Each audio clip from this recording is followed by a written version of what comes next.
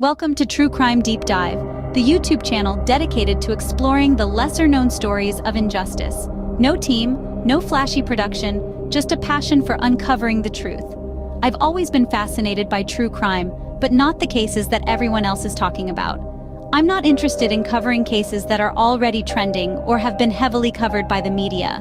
Instead, I want to shed light on the forgotten cases, the ones that never made headlines or have been swept under the rug. You see, I believe that every victim deserves justice, regardless of whether their story has captured public attention or not. And that's why I'm here, to give a voice to those who have been silenced and to bring attention to cases that have been overlooked. But it's not just about the crime itself. I'm also passionate about standing against injustice.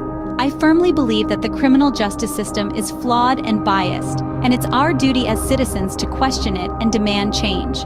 Through my deep dives into these cases, I hope to bring awareness to issues of injustice and spark important conversations. Another important aspect of my channel is breaking harmful stereotypes and stigma, particularly those surrounding drug addiction.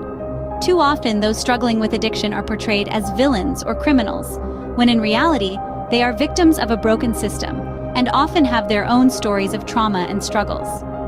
I want to humanize and bring empathy to those affected by addiction and show that they are more than just their struggles. So if you're ready to go beyond the surface and dive deep into the world of true crime, then you've come to the right place.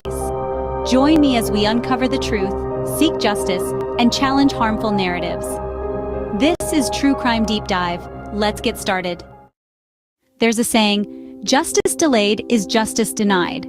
In a world where the scales of justice are often tipped in favor of the powerful, the pristine gavel of a judge can symbolize both hope and despair.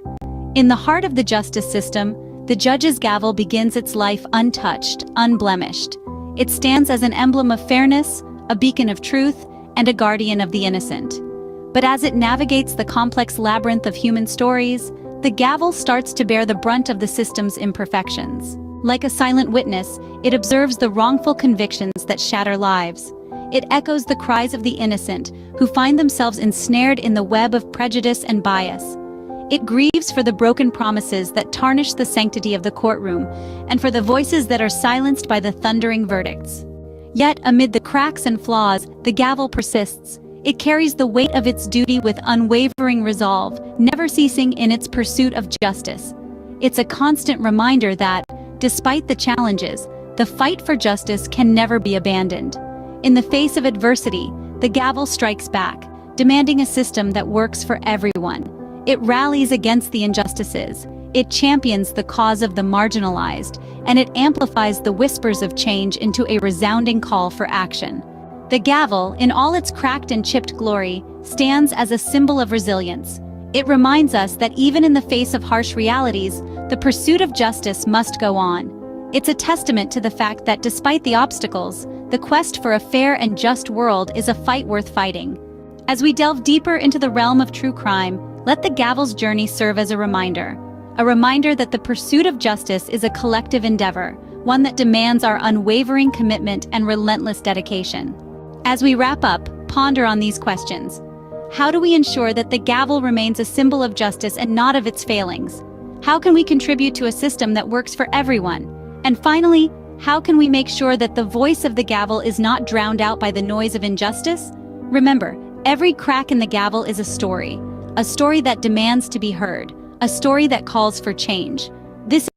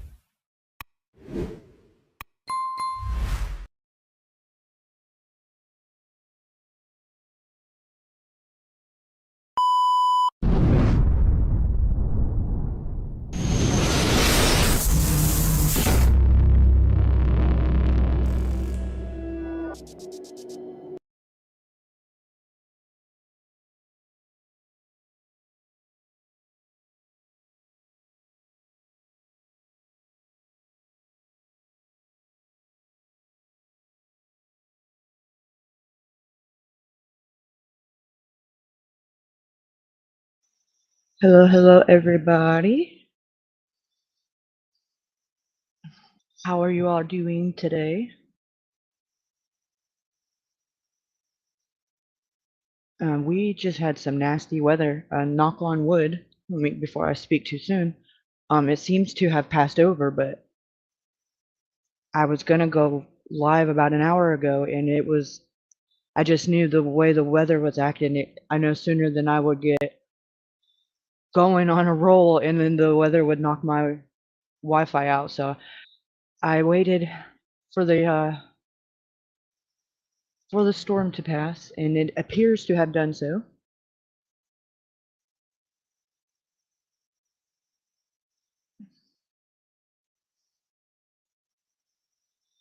Okay, so I've been working on a few things. I've had a little bit more time because um, sorry, I just got sidetracked.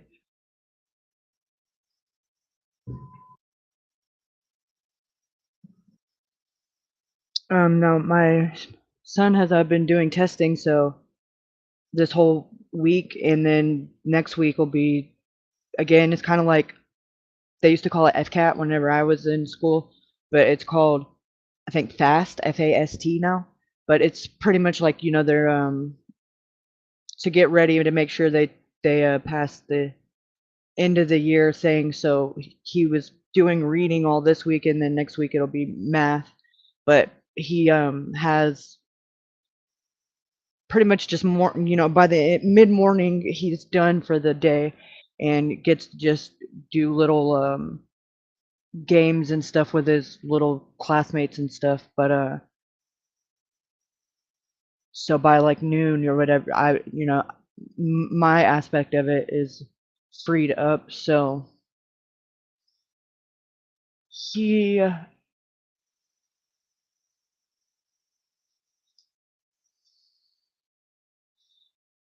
but so what I've been doing is because well first okay, let me I had watched these two news briefings, and then it kind of sparked a little bit of a my spidey senses in a not so much a different direction, but just a you'll see. Let me start with that.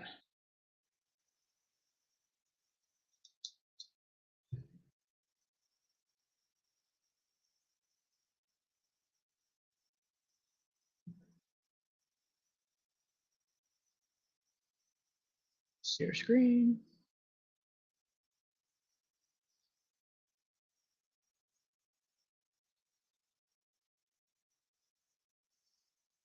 Well, now it's been almost 3 weeks since workers discovered the body of missing Missouri college student Riley Strain in the Cumberland River. His family is still searching for answers as to what exactly happened. Fox 17 News' Kelly Avellino tells us that his family believes that they have found a significant lead, a brand new witness who is potentially the last known person to ever speak with Riley. Weeks ago, I interviewed a homeless man who says he was on the river embankment below when he heard Riley stumble into a fence right about here, just before the James Robertson Parkway Bridge. Okay. So keep in mind where that is, okay? That is right where the beware of dog sign popped up, okay? Just to kind of put in perspective for you guys that have been deep diving with me along this journey. That's been like what I've been calling the hot spot, like where that is where she's referring to. A homeless man who says he was on the river embankment below when he heard Riley stumble into a fence right about here, just before the James Robertson Parkway Bridge, where he was last seen. Now, that same man reported there was another passerby closer to the street who called out that Riley was okay, just drunk. Now, I can tell you, Riley's family has been trying to track.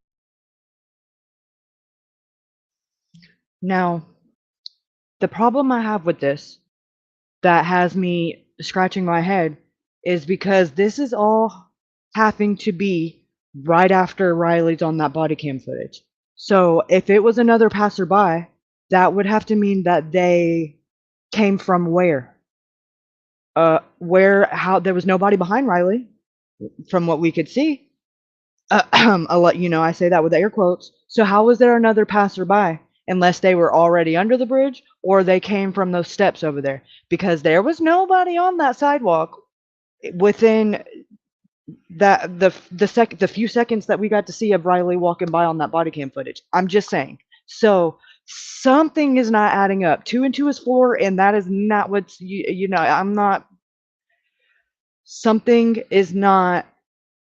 The math is not mathing. You know, it's just not. It's just doesn't make no sense. And I'm not saying that anybody's lying. I'm just saying something is not.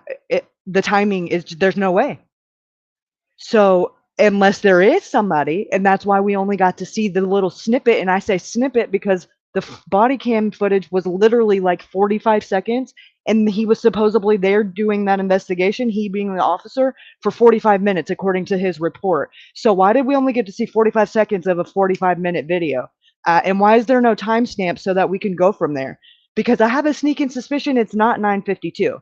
It's probably, and it might not be off majorly, but every minute counts when we're trying to break this down in a timeline. Like, I cannot stress this enough.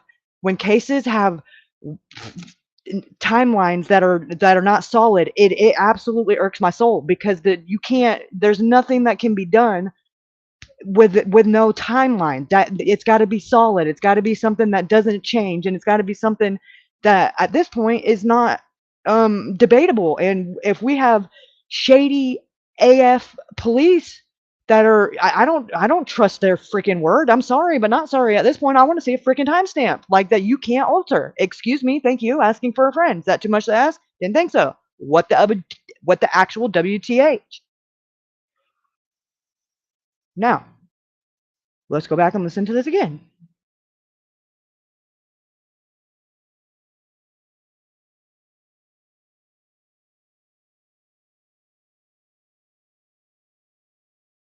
He was last seen. Now, that same man reported there was another passerby closer to the street who called out that Riley was okay, just drunk. Now, I can tell you, Riley's family has been trying to track down this other man who saw him right here for about a month, and they say they finally have. A family friend here in Nashville says she and Riley's family on speakerphone met with this other homeless man on Monday. They say a detective also came out to speak with this man. She says the man said that Riley continued to walk beyond the bridge, passing the Birch building on the left. He did see Riley, and he did see him walk all the way down the sidewalk to the corner as far as he could see. Now, it's been said that Riley potentially fell right underneath the bridge, a steep and rocky fall, and ended up in the water. It's where his bank card was found on the riverbank, and there's also surveillance video from the Birch building that doesn't appear to show Riley walk by. But if it's true that Riley kept walking beyond the bridge and didn't fall somehow into the river under it,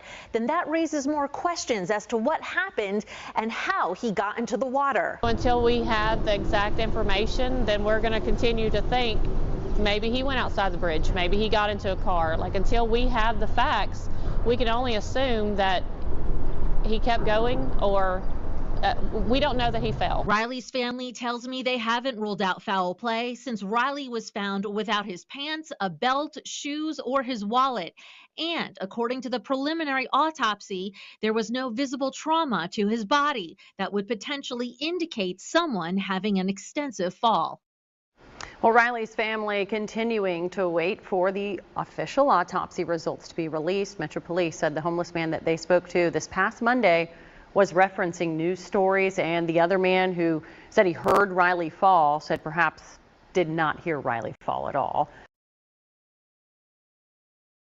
Now, what in the actual clusterfuck does that even mean?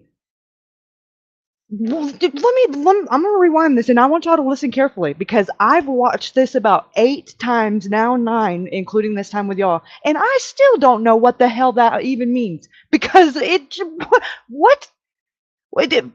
First of all, everything she just said contradicted what she just said, and is she telling us that law enforcement talked to the same person, and this person conveniently told law enforcement that they were just going, what the fuck are you talking about? I can't even understand. We're going to listen again because I don't even understand how that doesn't even make any sense. There would be, let's listen again. Oh, it's a clusterfuck. Spoke to for the official trauma to his body that would potentially indicate someone having an extensive fall.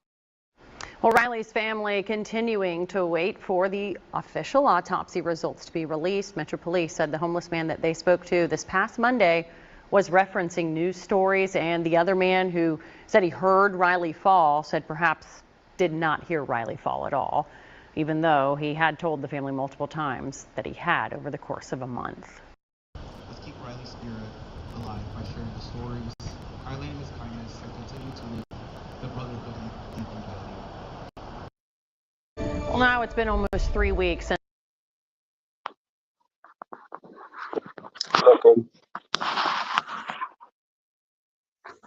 I'm like so annoyed with this whole. So It's just it's the lady that's doing the whiteboard thing, where I mean, she's pretty much saying that, you know, that's where I think the kid got, you know, put into the water in so many words, but I don't think she can say it. Probably risk her job or some bullshit. But this chick right here, yeah, she's contradicting. no. She's reading the statement from Nashville, but they talked to the guy, and all of a sudden, when they talked to him, his story changed with what he's been telling the family, and they got it on tape. Like he recorded the interaction with the guy. So you're telling me that he just conveniently told them a different story, or Metro's just telling them a different story, because then they would have to do something about it if they, you know, oh yeah, this is what he said. There's no way to checks So and balance and say then they can lie and get away with it. So the way the way that to solve that is you get the person and you get a spokesperson from the police, you know, whoever, anybody really, just from the police, come down and with the family, the person who gave that statement, and they give a new statement, and that statement is the one that stands. Either they heard him or they didn't. You know what I mean? So And that's how either you this is can what he knock that said out. or it's not. Correct. Correct. You know, there shouldn't be any gray area here. Either you reported that you seen him fall or Hmm. you did it. There's Correct. there's no gray area. And then why is there all this? Okay, well, there was a, what is the timeline of this? Because if we had all of the body cam footage, I think it would, and all the different angles that the Justice Building has on their different cameras, there would be no speculation. So why But not just release it? we can kind of make up our own timeline by um the time, you know, that we can see him very clearly, like say when he's crossing the street, um Right. you know what I Right, mean? with the So from businesses that point, timestamps, yeah. but that's crazy though that we're having to do that when I've never seen body cam footage ever in my history of, I mean, just freelancing and actual dealing with. I've never seen body cam footage that is released by the official police department in any state that does not have the body cam like information up there in the corner. The Right. timestamp. It's in military time, but it's just not it's always there. Right. It's just there's a time, there's a date, you know what I mean? And the camera number, the Yeah, channel that it's on. exactly. I mean, all of that. Correct. I've never seen it, just the seal of the police department. What? My other thing would be, why don't they ask more of that uh so-called police person who was looking at that red truck, you know what I mean? Question him more, other than, okay, what the fuck were you doing for 45 minutes? What did you see? Yeah, because you weren't doing much in the 45 seconds we got to see. So I couldn't imagine you were doing anything much more productive in 45 minutes besides sitting in your car and apparently watching a kid lose their life right there, literally 50 feet from where you're parked. Let's talk about that. Right. And you know how, like, okay, when he does pass them by kind of, and then the, so-called police officer turns his way and like he's not there, that very Right. well could be that car that comes by. I can't remember who brought it up the other day. But they were Freaking day, I saying, think. like, okay, that they were slowing down. It could have been, you know what I mean, he possibly got into the car. We don't know. But that police officer was close enough to know whether he did or didn't. Right. Yeah, because it's not like we have the view of the camera. He's got bird's eye view, and he's supposed to be vigilant anyway because he's Right. And that would in a have known been area that's not safe to begin with, and he's doing an investigation. When you investigate, you're supposed to be investigating the surroundings and what's going on. exactly. You would have known that you just seen the dude, you just said hello, you turned that way, and he got into a car. That's, I mean, that's as Or he quick as that stumbled into happened. that fence, and if that Or fence was that, open, correct. Or huh? or that, you know what I mean? Like, oh yeah, I turned around and he was gone. But regardless, that shouldn't have been done like in silence. I mean, hello, the dog should have been barking, considering there's two pit bulls down there at all times. um, Right. you know, Right. it wasn't a quiet thing. Puff Muffin had mentioned the pit bulls the other day. Now, I believe what he was speaking about is those pit bulls were up on street level with two people, and people were walking by, and those dogs did not bark or attack anybody. Hmm. It could be maybe down when they're down in that area. And you sneak up on them, when they're Yeah, in their element. Yeah, right. but regardless, no. If they were there at that time, which they were trying to make people believe that were searching Mhm. for Riley, did you not hear him? Right. Why wouldn't you want that to be the first thing that you see? So this way Right, you can go down there in the first place. right. Why would you put up a sign, a brand new sign, because you could tell because the marker's still, pretty, Yeah, and JLR was flat. there the previous day, and it wasn't there. Correct. Right. You know what I mean? So why would, and then, her, don't come down, we got people, blah, blah, blah, blah, blah. Bitch, when you were saying that shit, I didn't hear no fucking dogs barking. Exactly. And the day before that is when that weird guy in that same spot came up and was telling him about, The mess it's Eve, and yeah, the dragon people dragging him from here to correct. whatever the name of that. Yeah, but the same spot. Right. And so that dude was offering a lot of information, right? And so, Right. like I say, you know what I mean? Like, pay attention to these people because sometimes you'll catch something. Now, him using the words dragging him Dragged. something, Right. And then we see somebody being drugged back on correct, that camera footage. He could correct, have used there's so many different verbs were in absolutely, and that he could have worded, and the fact that he said that, and this was when Riley was still missing. right, It definitely struck red flags with me because you got to pay attention to people choose their words. They tell on themselves just with that, and I don't know that I would have described it that way, even if I'd have been like lured him back over there. But he said drug him back right, over there. Like that's a very specific verbiage, like almost like you were there or you were told by someone that was like, how did the correct. hell do you know that there was somebody that got drugged back in that direction? And that's because Butter, the bottom bitch, you know what I mean? I think she she knew some stuff, so um either maybe he got the information from her. Right, or that wheelchair guy seems to be the all-knowing. I'd imagine he can't do much. He's just got to sit there idle. I wonder where he was parked at that night? Right, and who's Is to say that that bench that where he's dude's always actually at? really crippled? Right. You know what I mean? A wheelchair is just for some people, a place that, a thing Yeah, set that they don't have to walk. And and it's a chair that sympathy, he can sit in and panhandle. correct. It gives Exactly. sympathy factors. Right. And it also makes Unfortunately. some people less likely to like, okay, you can't loiter here. They'll be that you'll get away with more and whenever Right, you're in that chair. right.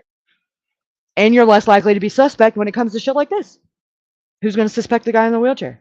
What's he going Right. to do? You can't beat up a 6 foot whatever kid, you know what I'm saying, he's in a wheelchair. Can't chase him down. Right. Oh yeah, but he shanks just fine. True that.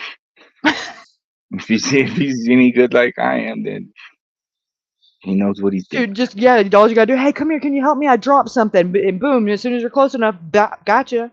Yep. So this, you know, it's funny though that the one lady is talking with the whiteboard. She's talking exactly how, you know, you're saying that's pretty much the only spot that they could have took him to where, Yeah, that he you know had what I mean? access to the river, right? Right, Exactly.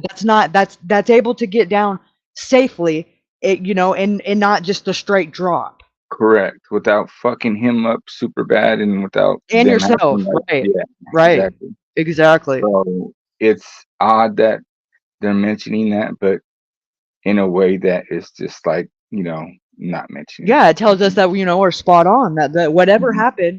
happened right there, and then there's the only thing that can happen because if Riley's not on that footage, that you know that birch footage, which I can't unequivocally say he's not at this point because it's so unclear. I have to find a spot that I think is him, and then I have to clip it, and I have to go edit the shit out of it to even make it visible. But I haven't found a spot and that looks weird enough that could be him for me to do that yet. And I'm not saying it's not there. I haven't really. I've kind of shifted my focus and then I'll go back to it in a couple of days, and before you know it, I might catch something in a whole new light. It's just I had to stop looking at it for a while because Right. you know You that's get I just have focused to do on one that. thing, then you're gonna see that one thing for sure, you know. Right, and plus I had just been looking at it so long, I was getting, you know, I was just sick of seeing, you know, shadow people. It was just making me feel crazy. Like, Right. so My I thing moved on and is started focusing on these homeless people's reports and trying to make my logic out story. of their reports, and that's where we are now. Right. So like, okay, I know this in homeless encampments, news travels super fast. You know what I'm saying? Like Yes, word of mouth is like top notch, right? right. Quicker than cell phones and stuff. So, but here's the thing: if you ever played that game in elementary when you all sat in a circle and you whispered Oh, and the one kid telephone? did, Yeah, right? it's And at the never very what the hell end, it is when it starts and when right, it gets to the end. Right, I right. get that. So that's pretty much kind of like how information travels in homeless encampments. It's never exactly how it was when it gets to, you know, so and so or so and so Right, and or keep in whoever. mind these people are bored and got their own reasons to try to make it more, you know, make it more explosive than it is. So they could be manipulating it and twisting it by the time they tell it to the next person just because you know, look at what the people that do it on YouTube. Can you imagine? I mean, and we have entertainment. Can you imagine the you know their reasoning for wanting to get, you know, oh, let's twist it and make it this, especially if they have a malicious reason to try to, you know, oh, let's get them looking this direction and not over here. So you have to take it all with a grain of salt. Right. Well, you know, yeah, that's true in a sense, you know what I mean? But also too, you know what I mean? Like just pay attention to body language and Like words. wearing his shirt. That he was found wearing his shirt. So it's like, you know how long people the first week he was missing, everybody, we got to find the person wearing his shirt. That was done either just to get clout or to deflect the attention, you know, another direction. But either way, it was one of the only things that was being said when he first went missing. Right. But also too, that could have been, you know, just one of these stupid ass mistakes where somebody's high. And so Right. the dude that made the story up had just got into an altercation with somebody, and I can't remember if he's the one that went to jail or if it was the other person. It But was the other person. okay, so it was the other person. And Butters, the way she was telling the story was as she heard it third person. You know what I mean? I don't know if All she of was them are third person. Right. right. You know what I'm saying? So it's like, okay, well, go find the motherfucker. And does he have Homeboy's t-shirt or not? You know what I'm saying? Like, that's why I liked when JRL was like, you know what, let's go with facts. You know what I'm saying? Not, you know, magical theories and, you know, realms. Prostitutes at the Bicentennial Park. Right. Yeah, exactly. You know what I'm saying? Where she was remembering, you know, back in when she was fighting General Custer or some shit like that. But yeah, you know what I mean. Like it's stuff like that. You know, she was offering up some jive ass information that Is that you would somebody find. trolling? What's that? Is that somebody trolling? Where? Look in the chat. Where's the chat? I can't see chat. I'm on my phone.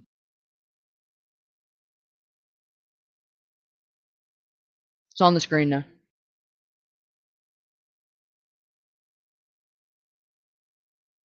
I fucking my glass. Damn it! I'm blind. Does that say Shakaleta? Yeah. Oh. I don't know if it's a troll though. Oh.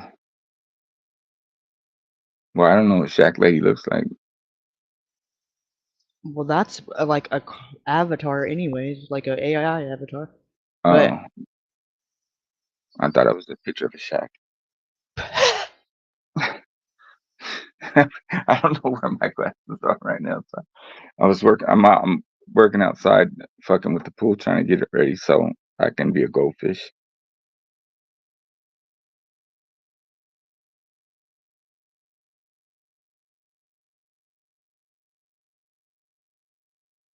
Where did this lady, the lady right that we're looking at right now, where did she get her information from?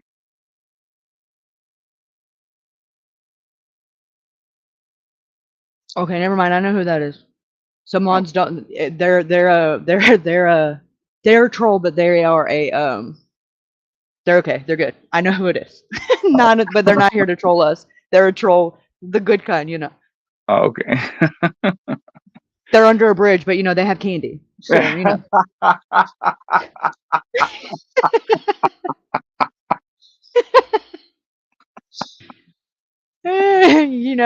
it takes is some Twizzlers and you're in there with me. I don't care about your lifestyle choices. Bridge troll. You gotta know, the answer to her 3 nursery rhymes and shit. If not, you're gonna get gobbled up. Yeah, it's called I Have Twizzlers. Yes, you can enter. That's funny. No, their handle is Mike Hunt Stinks. Right. That's funny. Yeah, I seen him over there at the Squawk Squad over there, giving them a hard time. Good. So troll on, my friend, troll on. Just leave Twizzlers Troll when you're on. done over here. Right. I was So, wondering but if that girl that yelled at JLR was the old man's wife or something. That's a thought. oh, the old man that was standing up, like talking to. Well, it could have been because they never did show, or he never did show that lady's face. But we That would could make always sense go though, back. because it was like them. That would make sense. Well, it would make me more suspicious of what they got going on. Because first of all, why are y'all even Well, down they're here? not the ones with the pit bulls, though. No, he said that he's familiar with the area down here, but he made a point to say that he lives in Galveston or Galveston, something like that. Isn't that in Texas? I guess there's a Tennessee too. Oh. Oh, you know what? I got boots on ground in Tennessee right now. Speaking of boots on the ground, what was JLR doing? I've seen y'all talk about it in chat. He was like where Dylan's body was found or something. How does he even know? Anybody know? No, I don't. I ain't watched him today because that's like damn, do I got that many hours? Because before you know it, I won't get shit done because I'm watching JLR all day like a damn crackhead. I can't do it. I have to take it in sessions. I get strung out on JLR live streams like a crackhead. Just 5 more minutes. Right. Have you heard anything back from the family representative? God bless it, JLR. Yeah. I told him that I was going to try to focus more on the, spots on the footage that were of relevance and cleaning them up, because he said that whatever I was doing, like he was able to see things more gooder whenever so whatever filters or whatever I was doing to keep doing it and slowing it down. So it's just with 2.5 hours, I can't, there's no way I can. I mean, I could, but I'm not going to. That's just, I ain't Right. got that kind of gigabytes. But just the spots that would be, that would corroborate within the times that he does have timestamps on camera, like the 9:47 when he's right here, and when he crosses the, where there's actual timestamps. Mm-hmm. And then I asked him if he knew, like, if there was, he said he suspects that there's other cameras on his, that would be on his route or his, his walk, but Right. he hasn't actually sat down and pinpointed it. So I started doing it already, and I was like, why am I doing this? I'm like, I should just do it live with everybody else so that I don't have to. It's easier just to do it with you guys than to go back Right. and be like, okay, well, because sometimes I'll be like, I don't remember what the fuck is There's it? a I lot. gotta leave notes with my screenshots. Like, what the. Right. Right.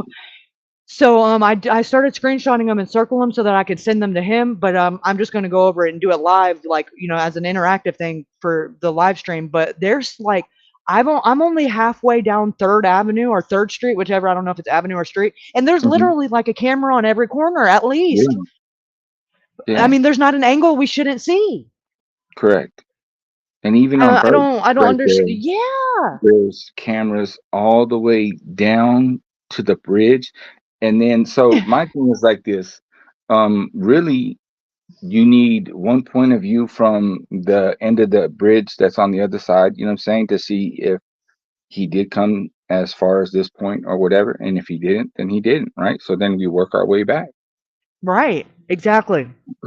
Exactly. And that's what I've been trying to do, but I know that most places have been, the police haven't even came in and asked for camera footage. The family would just have to go ask them, and the ones that they have asked, they have completely, been forthcoming.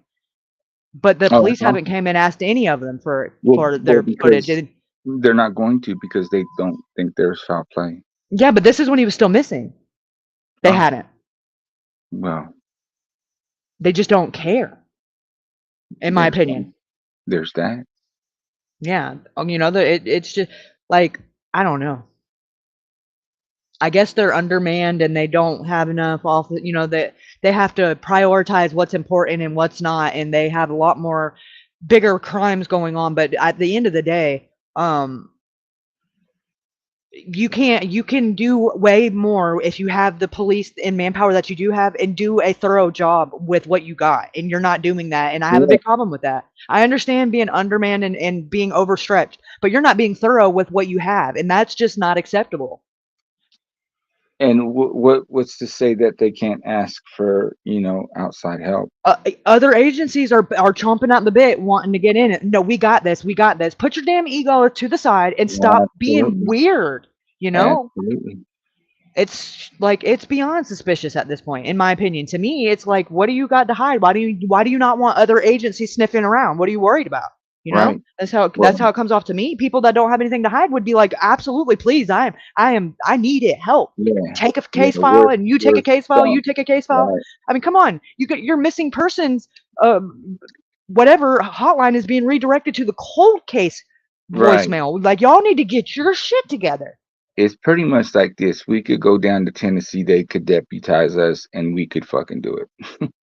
Yeah, well, hey, that, from the sounds of it, from the body cam footage officer, the people that have emailed me about it, the stuff that they have found just by doing a Google search, he's like been in trouble for, like, has pretty bad track record as far as that goes. So apparently anybody can be out there just trolling the streets. Wow. That just gives me hope of fucking finding out the truth of that camera footage. Yeah, I forgot to tell you about that. I got like 3 emails about it, and they were all the exact same articles. They were referencing the same shit. Really? I mean, fuck that shit. That's a dead end now. Yeah, like his credibility just went. Not that I was And putting much into that person in the first place, you know what I mean? But like it's gone now. wishing on a star or some shit like that. I don't know. Fuck that. Kaput. No shit. Okay, we So this, watched. how did they find out the specific officers? And then, well, I guess you could, yeah. No, the news like dropped his name and said Officer such and such, and they just Googled his name and it was like the first 3 things that came up. Because Yeah, I you gotta vetted have it and I typed his your name ass in, I typed in reputation. the name and I typed in Nashville, Tennessee, and it was from back like in '09, but still it's Googleable. Yeah, if you're Googling and some fucking bullshit pops up that, yeah, you're suspect, man. You're a piece of shit. You know what I mean? If you Google my name, well, you'll probably find a million, billion Ruben Sanchez's. So good luck Yeah, with you that. got a pretty generic name. Good luck narrowing it down. And California's not going to help either. Nope. Ruben Sanchez the third, the fourth, the eighth.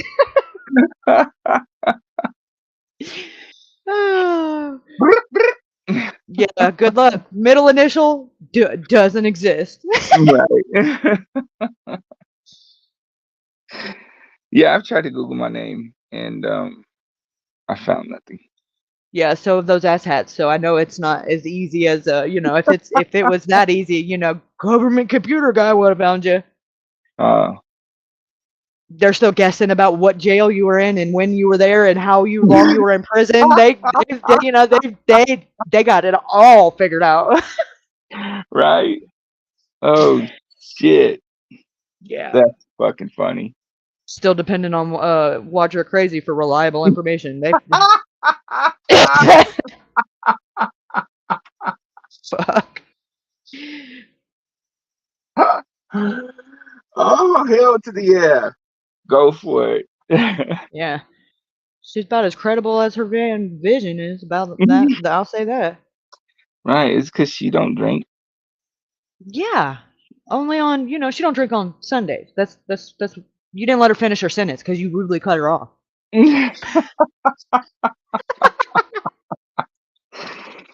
Fuck. Yeah, I'm a lying fat piece of shit or some shit like that because she don't drink. No, you lying fat bitch. That's what she said. Oh, I'm a lying fat Emphasis bitch. on the bitch. Huh. Well, at least she's told the truth about something. I am fat. I think she's projecting. Right? Huh. Okay, the source of this, because this was 18 hours ago, this is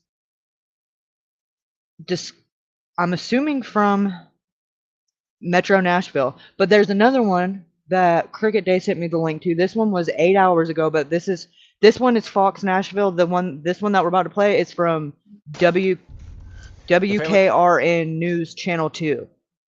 And this is supposed to be the same,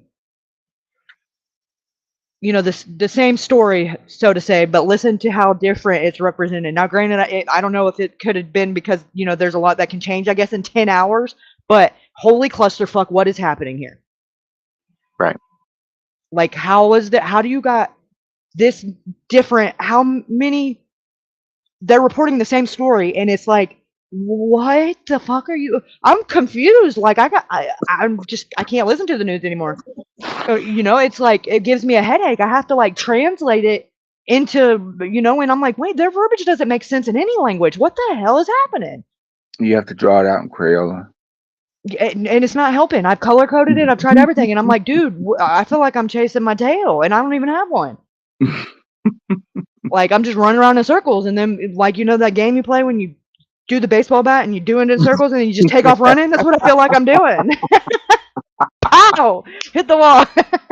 I feel like that's what they intend, like, because if it gets to be there's so much fuckery, and it's frustrating. It discourages people from wanting to look into it because I've even had to step back and take a couple of ow, my brain hurts, but I'm pretty determine when I get my nose on something. But I feel like most people are just like, that's that's too much. I can't keep up with it. You know, Right. at this point, I don't even think they know what they're talking about. They're just reporting everything. Like, you even vetting what you're like? Where are you getting your sources from?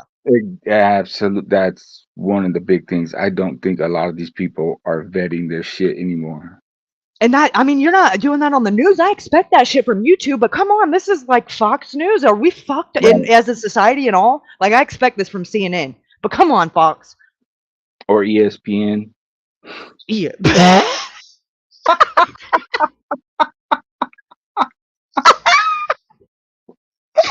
Oh god, what's next? Howard Stern. Oh god, Howard Stern. Oh god.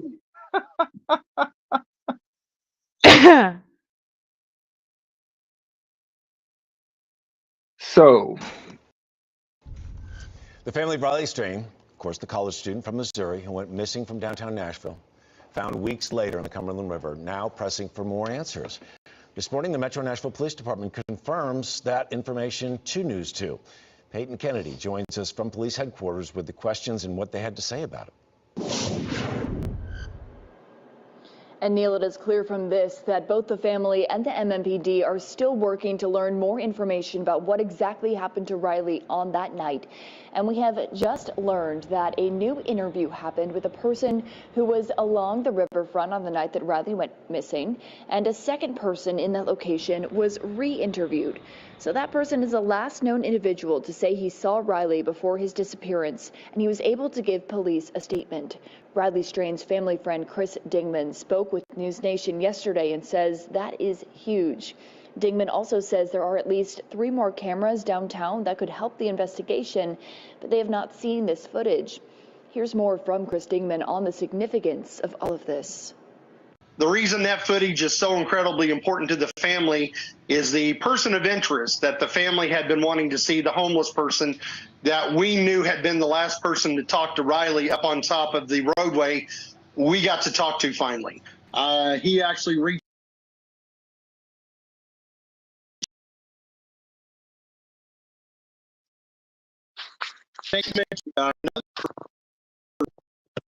that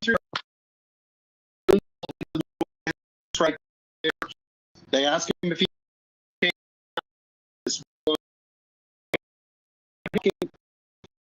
north Patchen Center area. That was huge.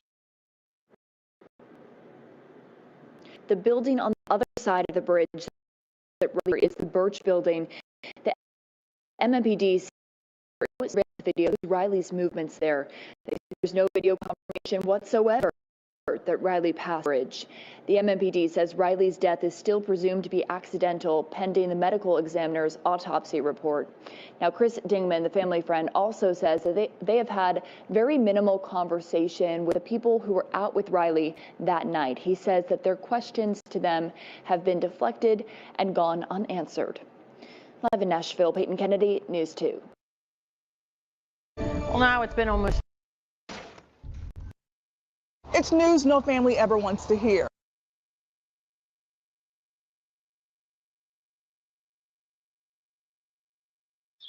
well, she was at the police station and got Right. a thing from Official statement, right. official statement, and then that official statement went to the family as well.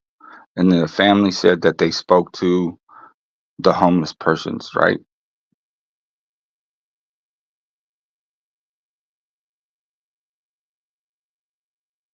Yeah, well, they talked to him on FaceTime because one of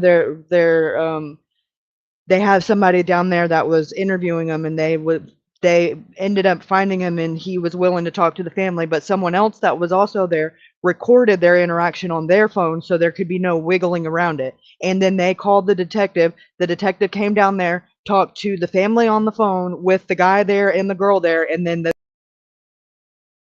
So then there is whatever statement that they gave at that moment is the other person recorded that interaction.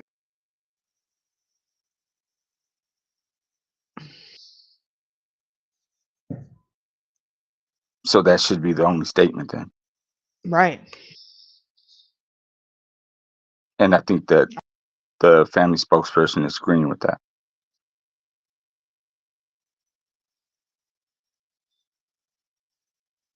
So let me find his interview real quick because he gave like a interview specifically about this. I think it was yesterday.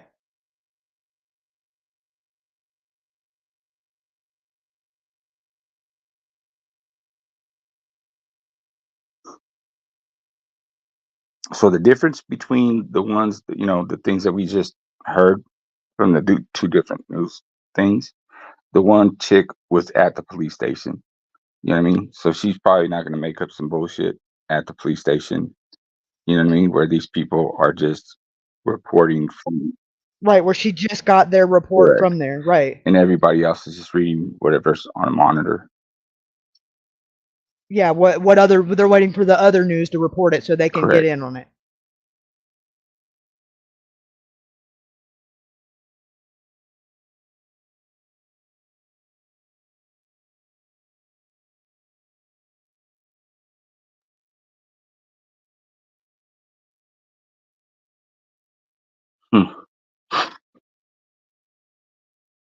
I'm curious if that homeless person was that old man.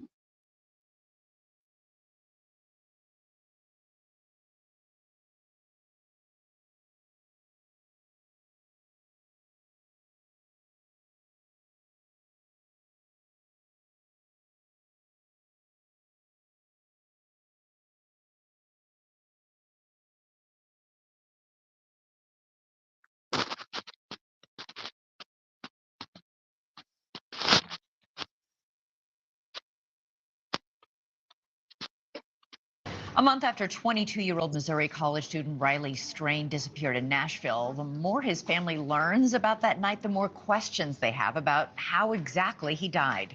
Riley vanished on March 8th after a night out with friends downtown. He was in Nashville with his fraternity brothers to celebrate their formal. He allegedly left a local bar by himself, and security footage shows him stumbling away in the opposite direction of his hotel. Witnesses say he was drunk and that he admitted to them that he couldn't walk straight. After an extensive 2-week search, Riley was found in the Cumberland River, about 8 miles away. He was without his pants, his wallet, or his cowboy boots that he was wearing the night he went missing. His family also says he was wearing a belt that night, which should have kept his pants in place. An autopsy by the Nashville Police Department found no obvious signs of foul play. It has ruled Riley's death an accident, pending toxicology results, which take weeks. Riley's family says they're getting conflicting information from police in a case where security video and witnesses could help put the puzzle pieces together. Imagine Joining that. us now is the Strain Right. family friend, Chris Can you Dingman. pause He's that? been on this show many times. Hi, Chris. Welcome back. So on one of the other ones, the lady had said that the police autopsy said that there was no signs of him fucking nose diving into concrete and shit. You know what I'm saying? Right. Yeah. So Which that's the obviously family's bullshit. autopsies the family's autopsy said the same thing. There was no obvious What? signs of no gunshot wounds, no stabbings, and no broken bones or nothing that would corroborate that he took a fall like that. No scrapes, no That bruises, doesn't all of his make teeth are there, there's no right. contusions. That don't make no sense because that fucking kid. I mean, Right. I thought But he was a high but diver. if he dinged his head like that and it could have been internal brain bleed, it doesn't mean necessarily that he had to break skin, but he should have had a goose egg. But I don't Well, know that's if what I'm in the saying. water for 2 weeks would have changed that, Well, that's true too. I don't know. because I doubt his skin color, it probably all of his skin color at that point would have been black and blue. So who knows if that would even be able to be seen visibly. I don't know how that works. Right, but taking a fall like that, even if you're drunk, You taking would a nosedive break like that, something, right? There would be scrapes, bruises, all the brush yeah, and stuff some there. He kind of would be cut. scraped up, right? Not only that, but it's gonna fuck you up like head-wise as well, Right. even And more so. broken bones, even, there's none of that. Nothing on his That arms, nothing. nothing. On nothing on his shirts. You know what I mean? Like that. No, That there was no tears or no nothing. Everything that he had on him was intact. His underwear, his socks, there was no signs that they were ripped from this, from that they took hellacious, they were beat up because of the current. Nothing that would even implicate that right. that the other clothes would have a logical reason to not be on him based on naturally. I mean so that's the other part. It's okay. This kid was in the water, only 8 miles down. You know what I mean? He's not fucking Eminem. Right. You know what I'm saying? Like, how in the fuck does he not have his fucking trousers, his belt, and his boots? You know, like, what the fuck's really going on here? You know what I'm saying? Come on now. You know? And then, there's no water in his lungs. You know what I'm saying? To me, that kid would have been further down if he would have been put in earlier. Right, I and don't. and all the other bodies that have been found in that river recently, the longest that there's ever been one that had been in the water was 5 days, but none of them ever took longer than 5 to 7 days to surface. So why would Riley, when he's smaller and less weight and less body fat, it makes no sense why it took him 14 days to come to the top. Especially when they were dragging the bottom of the river with a magnet, they released the dam, everything that says that if he was caught on something, it should have pushed it out. With a magnet, like, is he Magneto or some shit? Well, no, Like, because they were looking for like an iPhone and wallet, because his oh, wallet, his money clip and okay, stuff, okay. Right. and And I his guess belt, maybe a belt something to hook buckle, onto. yeah, Right, belt buckle, exactly. yeah. But But still, with the big some magnet dude, dragging across the bottom, it would stir shit up if he was caught on a tree limb or something and make him float up. that's possible too, you know what I mean? But this dude just is like nilly willy, like, hey, yeah, I think we found this kid. But Yeah. it's like, Let me yeah, hold. you gotta Let me show, move the tree branch off the top of his head real right. quick and get a confirmation for you. What the? But notice what he leaves out. He leaves out. He ain't That wearing he no ain't got fucking no trousers. pants. You know what I mean? Right. Like, He just sees wide that ass shirt that butt. everybody's been talking about. Exactly. You know what I'm saying? Like that to me, Ha- the the vague, speech and the and he nondescriptive. knew it was Riley. Like, how did he know Right. if he's face down in the water? Like, Yeah, like he's showing you his bare ass. You know what I'm saying? Like it could be any white kid. right. And how do you even know it's a male or female at that point if he's True face that. down? That's very true too. It just was very matter of fact and very calm and like cool as a cucumber. And his boss or his superiors wanted to make sure that nobody came, but But but rescue and paramedics and yeah, law enforcement. Well, first of right, all, who the fuck are you? Like, that sucks. Like, and right. why is that something you're worried about? Like, Because they sus as probably fuck. got some shit going on themselves. You know what I mean? That's like, yeah, we're gonna call this in, but we don't want too much attention to us. It almost makes you wonder, like, why would they? Why would they? And he They was could on the pass. side. He was on the side under some bush Yeah, or he tree wasn't or even whatever in the the fuck. bar, underneath the barge, right? Right, Exactly. not underneath a barge. You know what I mean? He didn't get cut up from the propellers, or even No. from the stuff. Those Right, things that which would mean if he was underneath something for 2 correct you weeks, got scraped up, right, or they would, or that you've he been would be bloated. nibbled on, Yeah, his skin would have been like melting or not melting, but like nibbled, yeah, and he'd have been nibbled on by all, right. whatever's in that river. None of that seems to have happened, and that makes me feel like the only thing that could make that logical is he wasn't in there for 14 days. No, he would no, exactly. You know what I'm saying? And then he didn't drown, so the secondary drowning bullshit. Like, okay, that stuff happens, but here's a case that we're talking about. Like, kid ain't got no That would draw. mean that he inhaled water and that he went and like drowned it in it later. There's no water that it was inhaled at all. Right. I would have been satisfied if they said, you know what, he went to go throw up and shit, and it blocked his fucking airway, and that's why he don't have He water. aspirated. Exactly. But they didn't say that. And his parents Nothing. were down there the very next morning. Like, as long as it took them to drive from the time they got the call at 2 p.m., they were there by dark that night, and there was no signs of him. Like he was where his phone last pinged. They were down there searching it like a bloodhound. There was no recent urination. There was no vomit. There was nothing there.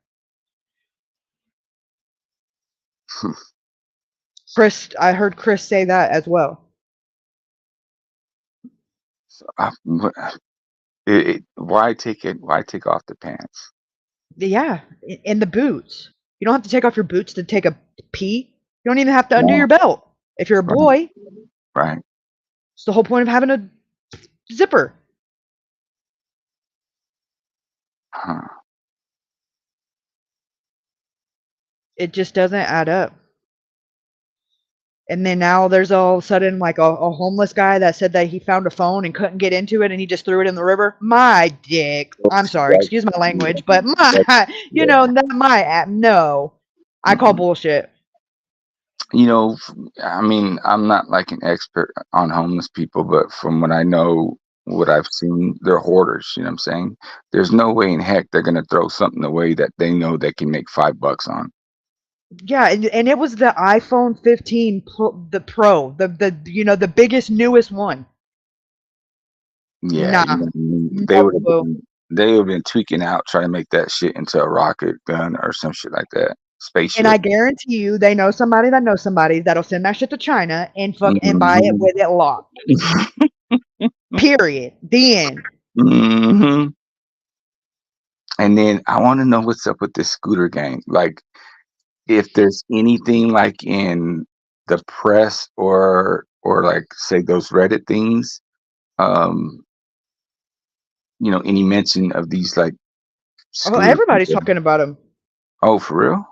Yeah, and even Chris has came up and said that we want, we just want to talk to him and know if they've seen anything. He tried to reach out to the scooter company and see if there was any way that, look, we know the time and the date. Can you tell us what scooters you had rented out to who at this area? Oh yeah, we can, but not without a warrant. So, Chief, fuck off. You know what I mean? Yeah, Chief bald head douchebag. Yeah, you know what I mean? All you got to do is fucking sign the piece of paper and we can take it to him. Yep.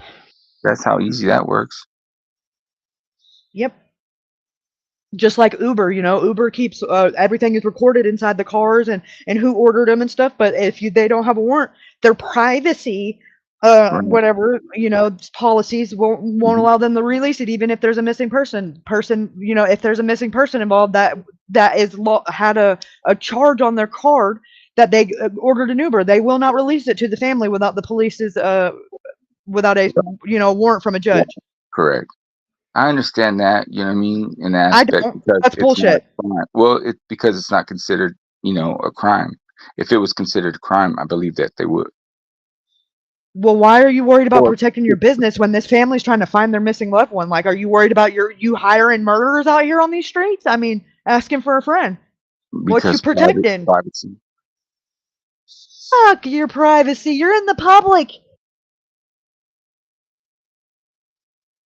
Well, how private is it really? Enough that people don't want people to know what they're actually doing. I'm not saying like, let's talk. I'm just saying like, where'd you drop them off? Where did they go? Was there anybody with them in the car? You ain't even got to show us the video. Just give us a transcript of what you see. Would be fine.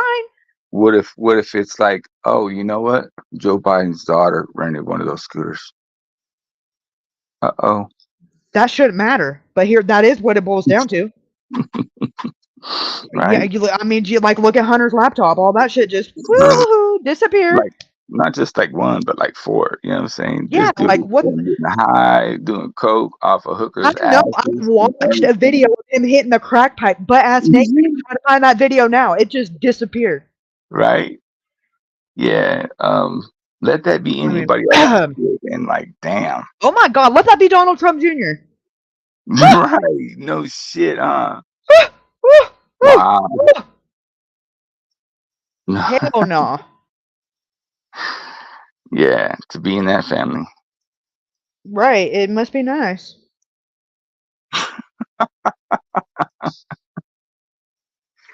This is he gives the statement of Yeah, police withholding video. Okay. yeah, we're gonna push play. Back. You've raised a lot of questions about video from several security cameras on a detention center in downtown Nashville. Why is this important? The detention center is just north of the last ping on Riley's phone, and it was the only video that we had been released to the public about the sidewalk north of where Riley went missing. There's some really grainy pictures off on the side, etc. But over the weekend, we found out that that detention center not only has that camera, but possibly 3 more. We know of at least 2 that faces east back towards that. Plus, we've got a picture of one facing due south towards the bridges. So we would love to see the footage, even though it's the sheriff's department. We now do have confirmation that there are cameras that was pointing back towards the bridge where Riley went missing at. So these cameras that you're talking about near this detention center, these cameras would have been the final images of Riley Strain that night. Should have been, yes. And could have conceivably caught how he wound up in the river, if he fell on his own or if somebody pushed him, something like that. Something that has come about too, and this was breaking with us this weekend and then actually yesterday verified. The reason that footage is so incredibly important to the family is the person of interest that the family had been wanting to see, the homeless person that we knew had been the last person to talk to Riley up on top of the roadway. We got to talk to finally. He actually reached out Saturday afternoon to some friends of ours that was down there talking with the homeless. Actually gave a statement, him and another person, that Riley had come through there, had been stumbling, possibly stumbled into the little fence that's right there. They asked him if he was okay. He says, yeah, man, I'm just drunk, something along those lines. And they put him walking underneath the bridge. That was huge. That was something we had been looking for. A lot of times, though, sometimes the homeless people, they'll say something to you and me or not a policeman and, you know, just to be having a conversation. So Right. Monday, another one of our associates was down there. The gentleman showed back up again. We were able to call the detectives. The detectives showed up, and verbatim what we were given Saturday evening, he told the detective his account of the story of what he transpired and saw what happened to Riley. So, Chris, Which really, go ahead. No, finish your sentence, which really what? It just shocks the family. Yeah. You know, this is the first person that we've been looking for almost a month. Saturday will be a month. Well, actually the 8th, you know, today's 30 days. And he finally come forward. The fact that his story 2 days later is spot on. And the couple that actually talked to him Saturday videoed it and wrote it down, because they wasn't for sure if we were going to get to meet this gentleman again. And the lady that was there with the officer that took the statement had already heard what we had heard Saturday, and she even verified in the family war room last night. It was basically verbatim. There was no deviation on what was told to the family Saturday night, the family friend, and what the detective was told yesterday. So it doesn't explain the phone, unless possibly Riley, when he fell into the fence, the phone fell out of his hand. Also, another little bit of information. We've been told pretty much from day one that a homeless person in that area had found a phone that night, could not open it, and threw it in the river. That dates back all the way to the Monday and Tuesday following Riley disappearing. So that was also part of his conversation that he gave to the family Saturday, family member, friend of the family, and also to the detective. So it's huge information. What we transpire and go from there, I don't know, but the police have been made aware of it. So thanks so much for watching. Go. Wow.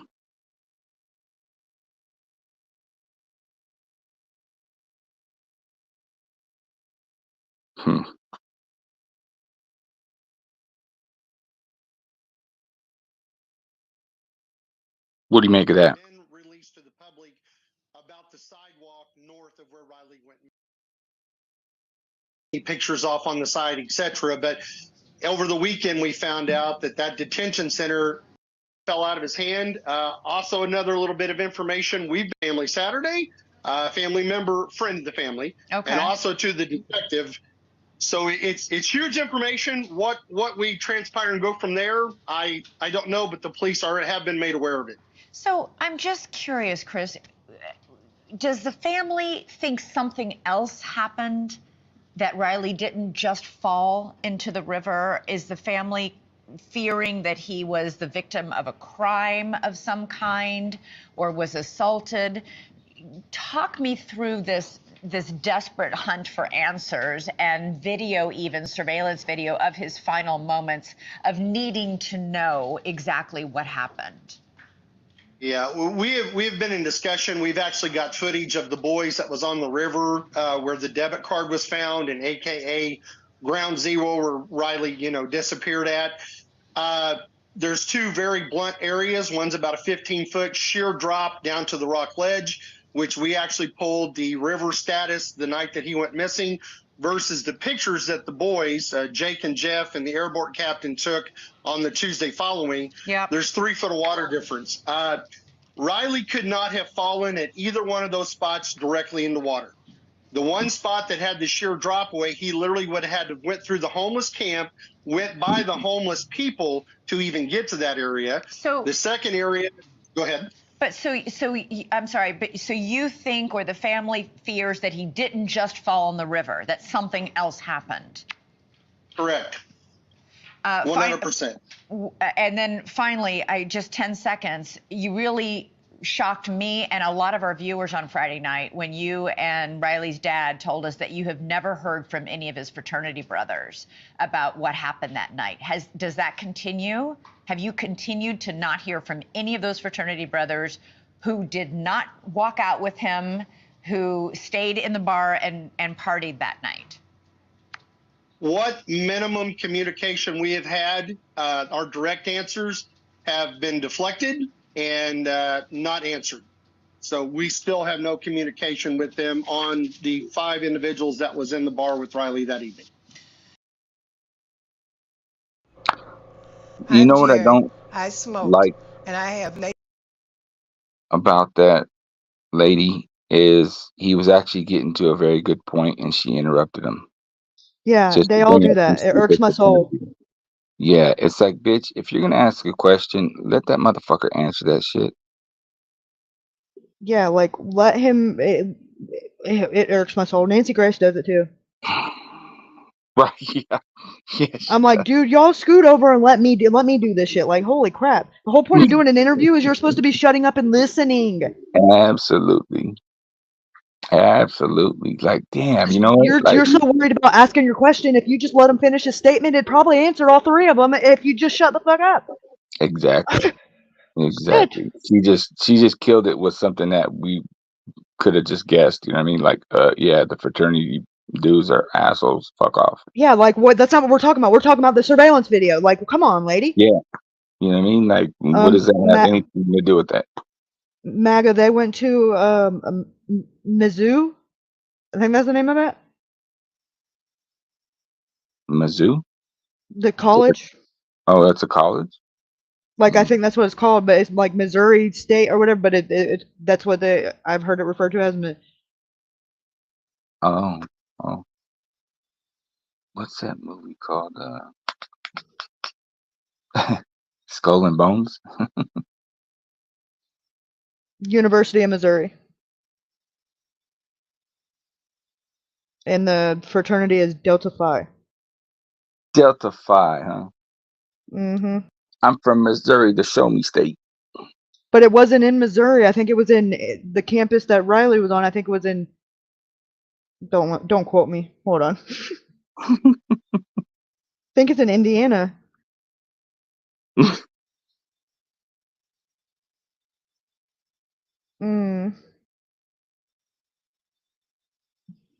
Oh yeah, and I want to share this with you guys just because it's a rabbit hole I was down. And might as well, right? Gotta be careful about the rabbit.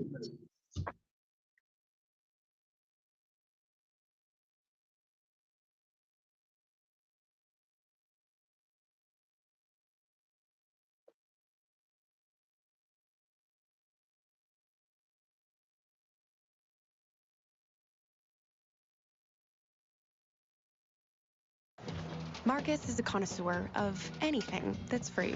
So he was This is happy the to read same disclaimer fraternity, on TurboTax free same edition. school Roughly Riley went to. 37% of taxpayers qualify. Form 1040 and limited credits only. At turbotax.com. That's me. File your tax % free with TurboTax free edition. Fund. See if you qualify at turbotax.com.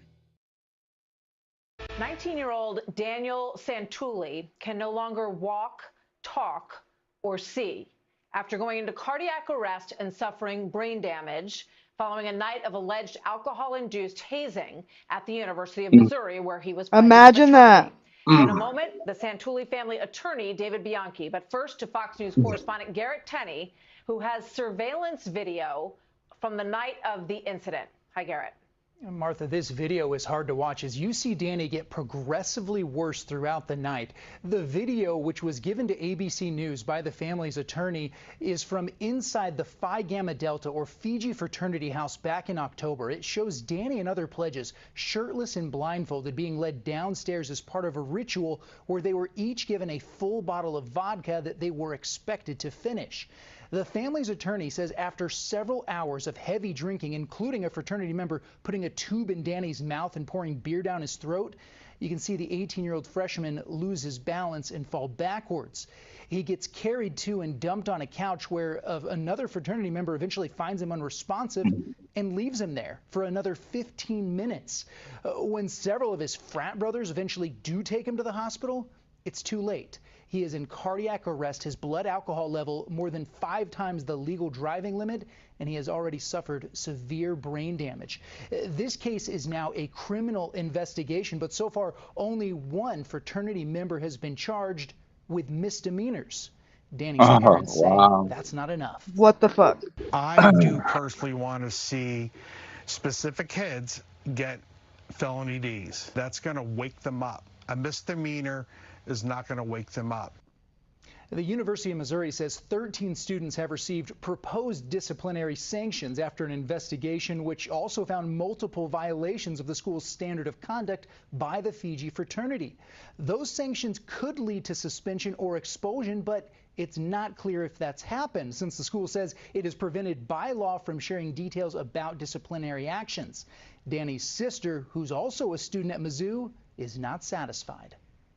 It makes me sick to my stomach seeing the people involved that harmed Danny walking around campus acting like they did nothing wrong.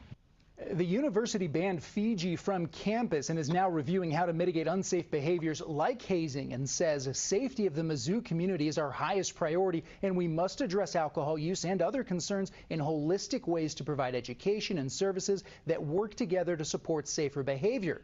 The fraternity's international body tells us it prohibits hazing and giving alcohol to minors, and adds Danny should not have been put in such a situation. We support anyone being held accountable for their conduct and the consequences that may result. For Danny, though, the consequences of that night are already clear, and his life will likely never be the same. Martha. No shit. Garrett, thank you for that report. My next guest represents the Santulli family. David Bianchi is a trial lawyer who has obtained the largest fraternity hazing verdict in the country, winning tens of millions of dollars for hazing victims and their families. David, I would imagine that you would prefer never to have to take another one of these cases again. And you're calling this the worst injury, hazing injury, in the history of the country. It is. It's undoubtedly the worst. You cannot have injuries that are worse and still be alive. Danny can't see, he can't walk, he can't talk, he cannot care for himself, and his condition is permanent. It's just awful. So you hear his dad talk about the fact that these individuals got misdemeanors. He believes they should have felonies. What is the legal path that you're pursuing at this point? And is that possible that could happen? Well, Martha, let's be clear. It's not individuals, plural. Only one person has been charged with a misdemeanor. That's it. Not a single fraternity member has ever been charged with a hazing violation by the prosecutor. Missouri has an anti-hazing statute. It's pretty good. but you have to actually file the charges to enforce the law. The question is, why is the Boone County Prosecutor's Office not enforcing the hazing law? This is a slam dunk hazing case. They should all go to jail. A kid could prove up this case, but they won't file the charges. If they would file the charges, a jury would convict these guys in 5 minutes. What kind of a message does it send when you say we're not going to enforce the hazing law? You know, I'm That's looking the at these videos, and prosecutors as that won't a pick up the parent case. of two boys, one in college, recent Right? college, one recent college, it just churns my. The district attorney. Oh, district attorney. So, like in prison, not that I know this firsthand, but so like, say if you shank somebody in prison, you know what I mean? You don't always get, you know, time, you know, added on if the district attorney doesn't pick up that case. A lot of times they won't. Sometimes they do. Just all depends.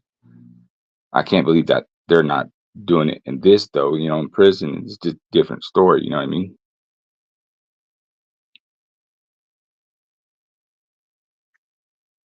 Stomach to see what is happening here. And I think any parent who has a child who is going through this fraternity hazing process just basically holds their breath for the entire week that it's going on. So how many more Dannys is it going to take before universities are going to take responsibility and ban these practices and have serious consequences for anyone who engages in them? Well, for the average person, what you say makes total common sense, but it's never going to happen. There have been 65 fraternity pledges killed since the year 2000 as a result of hazing. 65. And just 13 days before this chapter did this to Danny, they were sanctioned by the university for previous alcohol and hazing violations, and the sanctions were to extend into 2022. They thumbed their nose at the sanctions, and they immediately went to work planning this. The universities will never shut down the fraternities because they get too much money from the fraternity alumni. So that's a pipe dream. There's got to be a better way, and I think the way to do it is when these things happen, you immediately expel every officer of every chapter, no questions asked, and the prosecutors have to immediately file criminal charges, and only some of them have the courage to do it. Yeah. It's so awful. And I read reports that his sister said that he had called her during the hazing week, upset, but he didn't want to be a quitter in this process. So I would encourage all of these donors to these fraternities that, you know, you better wake up and understand what's going on here. And you got to live with yourself that these incidents, 65 people have lost their lives in these incidents since 2000. It is absolutely appalling. David, thank you. Thank you very much for being here. I wish we didn't have to do this segment at all. You know what they're not saying though is these fraternities and stuff. Basically, what they are is they're gangs, but just not street gangs. That's exactly what I said. I went off on a rant the other day and was like, what's the difference between them and the Bloods and the Crips besides one of them wears bandanas and they're wearing suits and ties? White collars. You know, what's the difference? What are they doing in those fraternities that have anything to do with what they're studying at that school? Nothing. Right. Nothing. It's just a way to segregate kids and group them up and have gang mentality, us versus them. Mm-hmm. Absolutely. You know what I mean? They shouldn't be able It to gives them a sense of a shield, of protection that they can do dumb shit like this, and their college is going to protect them. That's why all of these kids with Riley have immediately lawyered up and been protected by the university. By the alumni. Yep. I mean, you're well on your way to saying Illuminati. Go ahead, finish it. Oh, that's exactly what it is. Fraternities are basically starter secret societies. George Bush. You have bylaws in these colleges that override laws, real laws. What the fuck are you talking about? Like, It's not the colleges that override. It's the No, that's what prosecution. we That's not can't the find out board. anything we can't find out what was done disciplinary wise because they have Oh, bylaws yeah, that they cannot release right, disciplinary action. They're right. adults in college. What are you talking about? True, true. But That here's is the thing, I like mean, like, unheard of. And what if it, what happens doesn't happen on college campus? What about then? right, exactly. You know what I mean? Like, whoever owns the property. So, like, if I uh fall over into my neighbor's yard, right, and fuck up break my bones or some shit, my neighbors are liable for my fuck up. That's why you have house insurance. It's kind of like the same thing. You know what I mean? These people should be liable somehow, or the school.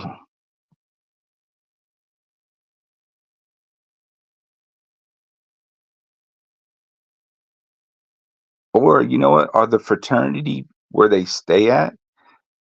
I don't think those are actually necessarily owned by the A school. grand jury says it's seen enough evidence to send 8 of the former Phi Gamma Delta members charged in a hazing case to a possible trial. Thanks for joining us here at 6. I'm Lucas Geisler. And I'm Marissa Hollowed. The October 21st incident left freshman pledge Danny Santulli disabled. ABC 17's Layla Mitchell is live from the Boone County Courthouse after going to the hearing for one of the 11 total people charged. And Layla, what can you tell us about where the hazing case stands for the students? Yeah, Marissa, Lucas. So I was in court today, and attorneys on both sides said they were not yet ready to set a trial date for Thomas Schultz. Now, he was one of the first ones charged, and on Friday, a grand jury went through evidence for some of Schultz's co-defendants who were also charged with felony hazing, and they decided that there was enough evidence to go to trial. According to court documents I got my hands on today, Benjamin Charles Perez, Benjamin Carl, Samuel Morrison, Harrison Reichman, Samuel Gandhi, John Jack O'Neill, Blake Morsovillo, and Samuel Lane have been indicted by a grand jury in the Danny Santulli hazing case. Court documents show a Boone County grand jury found each defendant acted alone or with others and knowingly participated in a willful act against Danny Santulli, knowing that Danny would be supplied with alcohol and encouraged to consume excess amounts of alcohol. Prosecutors charged those 8 with felony hazing in July, and a grand jury indicted them on Friday. Felony hazing carries a sentence of up to 7 years. 3 others, Thomas Schultz, Ryan Delante, and Alec Wetzler, were charged in June. Wetzler is charged with 2 misdemeanor charges and has not yet been indicted. Thomas Schultz was in court today, and a grand jury indicted him with felony hazing, felony evidence tampering, and giving alcohol to a minor. Schultz's attorney said in court today he wanted to wait until they could talk to a member of MU's disciplinary staff before picking a trial date. A Greene County jury will hear his case in Columbia. And Alec Wetzler is set to be in court tomorrow morning at 9 a.m. For now, reporting live in Columbia, Layla Mitchell, ABC 17 News. Layla, thank you. Benjamin Carl.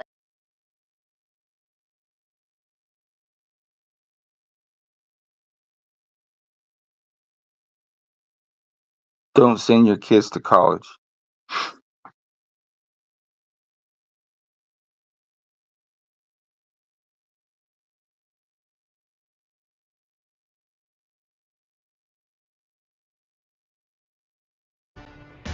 After the family of a Mizzou student says a hazing incident left their son blind, unable to talk, walk, or care for himself, a new tool is being used to prevent hazing at the university and across the country. Our Missouri Chief Capitol Bureau reporter Emily Manley exclusively looks at how it works. Live from Jefferson City, Emily. Mandy, the Santulli family says that their youngest son, Danny, was ordered to drink an entire bottle of vodka during a fraternity event at Mizzou back in October of 2021. Criminal indictments allege that no one called 911 when Danny was found on the couch in distress. 2 years later, the Mizzou Greek Alliance is warning other Greek organizations of the consequences that come with hazing. The biggest issues that we want to tackle with Greek life are hazing and alcohol abuse. A new approach to reducing hazing at the University of Missouri. And we think the merits of the Greek system far outweigh the demerits. But on the other hand, there are clear problems that need to be addressed, and we're trying to do that forcefully. Bob Seltzer is the president of the Mizzou Greek Alliance, a group formed 2 years ago, representing 16 fraternity chapters to promote safe practices. But then, of course, when the Santulli incident occurred, almost overnight, that became our central focus. Danny Santulli rushed the Phi Gamma Delta fraternity during his freshman year at Mizzou. According to the family's lawsuit, he attended the Pledge Dad reveal night in October of 2021, where he was ordered to drink an entire bottle of vodka. Just before midnight, Danny was found on the couch in distress. Prosecutors alleged no one called 911.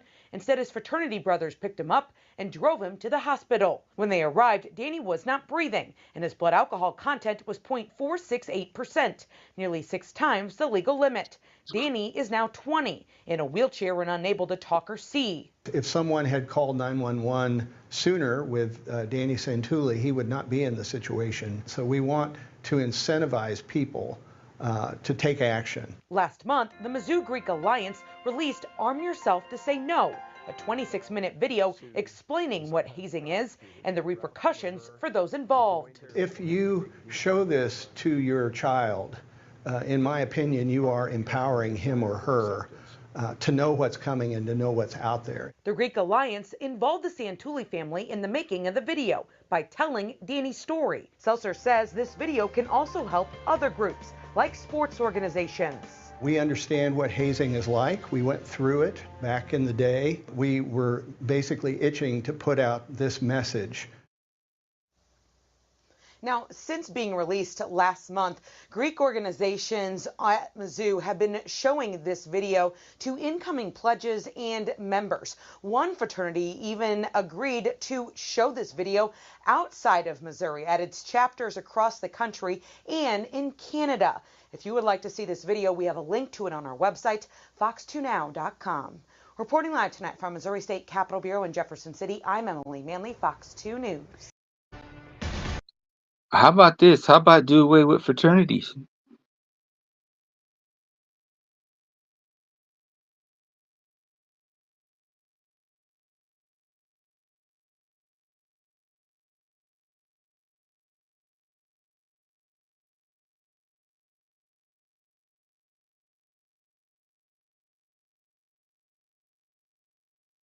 I know what that's like though. Drink a whole bottle of vodka and not remember nothing. That shit sucks.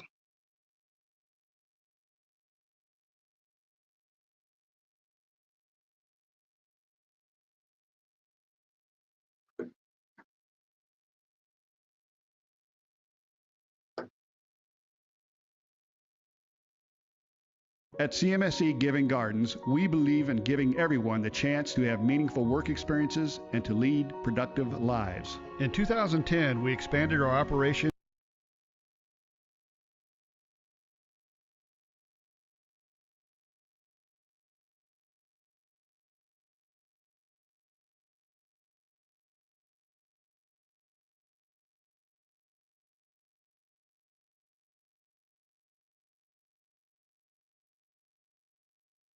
That headline is crazy. It's hazing season.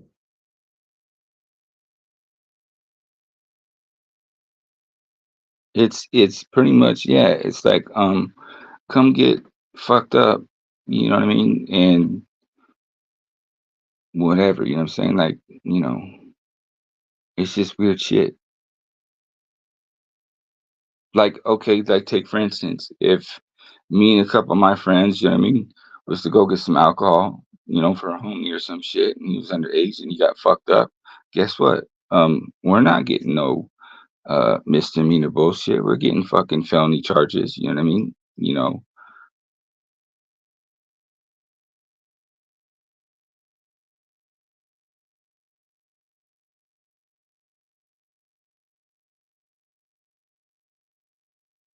Yeah, it creates a narrative and teaches puts a message out that as long as you are lucky enough to be in these fraternities, that the rules don't apply to you. You can do what you want and won't have any repercussions, and it won't damage your permanent record, and you can still go on and get your cushy job And Yeah. you know, what does that say for the people that have to abide by the laws like everybody else? You know, like why is it like they get this pass that gives them like a, you know, like they're held to less of an expectation than the rest of us that go to universities or that go to universities and don't participate in fraternities. Correct. It's because they are Because let's talk about how you get involved in these fraternities. You either have to have family. one of two things, and usually both, but family, that, you know, status, or money. Let's just be honest. You're either like family or like you said, money. And You're once again, what's the difference in a gang? You got to be initiated in, beat in. What's the difference? same thing. Same fucking It thing. Except one of them wears a suit and tie, and the other one wears bandanas and sags their pants. That's the difference. One of them thinks they're living back in ancient Greek and shit, and they wear stupid ass robes, and they think they're making funny movies like Porky's or some shit, or Revenge of the Nerds.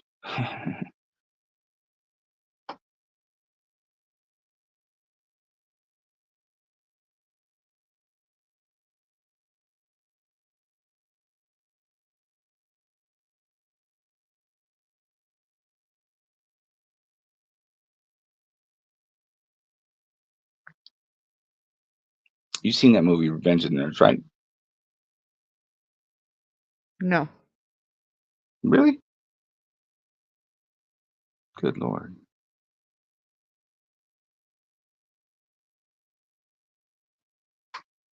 Tonight, a frat under fire.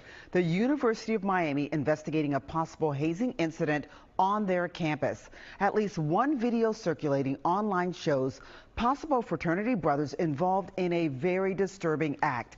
Nico Clemens is live in Coral Gables with more on that video and reaction from students. Nico.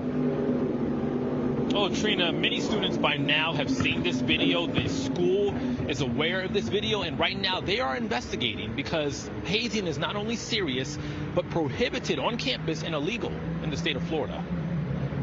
Oh, that's nasty. The video is disturbing. It's not something I really agree with.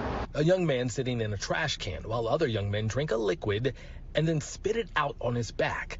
The video appears to show hazing by a fraternity on the University of Miami's campus.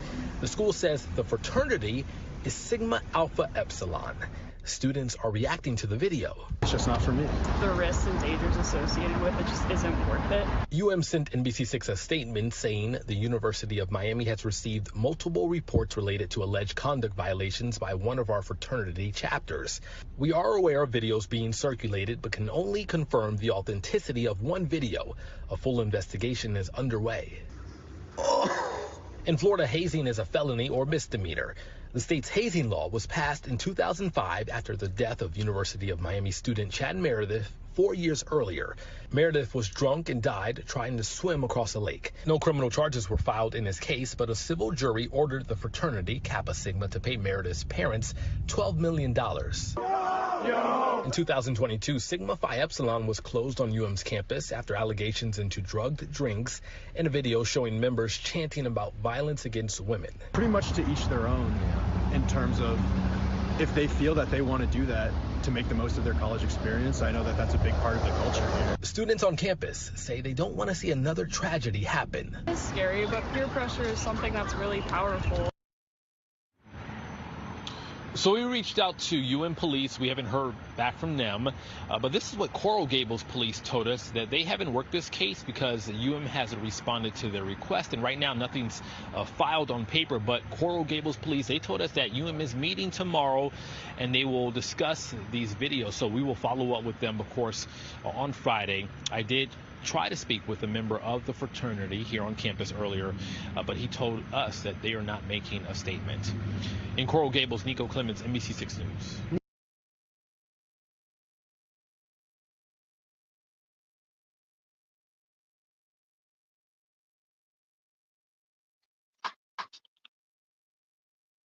Why does it, like, these hazing things, they look a little gay.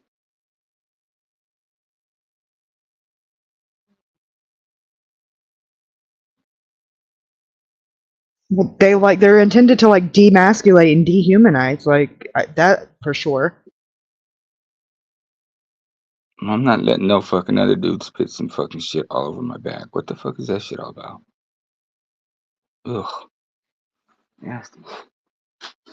They're a way to find community at college, but over the years, too many lives have been lost at some fraternities during hazing rituals. These grieving parents think that might stop if young people knew their stories. Our Lisa Guerrero is here to tell some of them.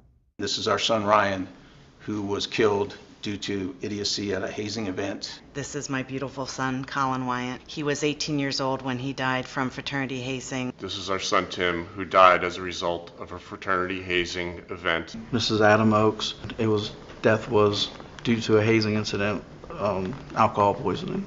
7 young men, all victims of hazing rituals like this. I am telling you, no parent should ever send their child off to campus, to college, and not have them come home. They were all told that they had to go down to the basement. I think they were all blindfolded.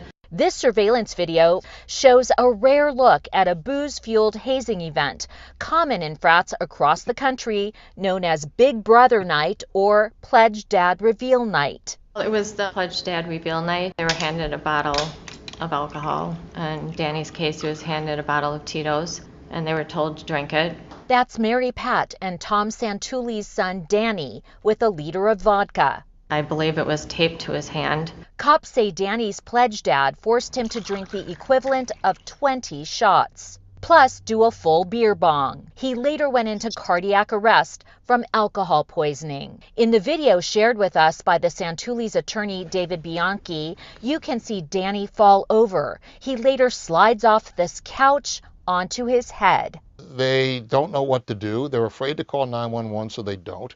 And they pick him up.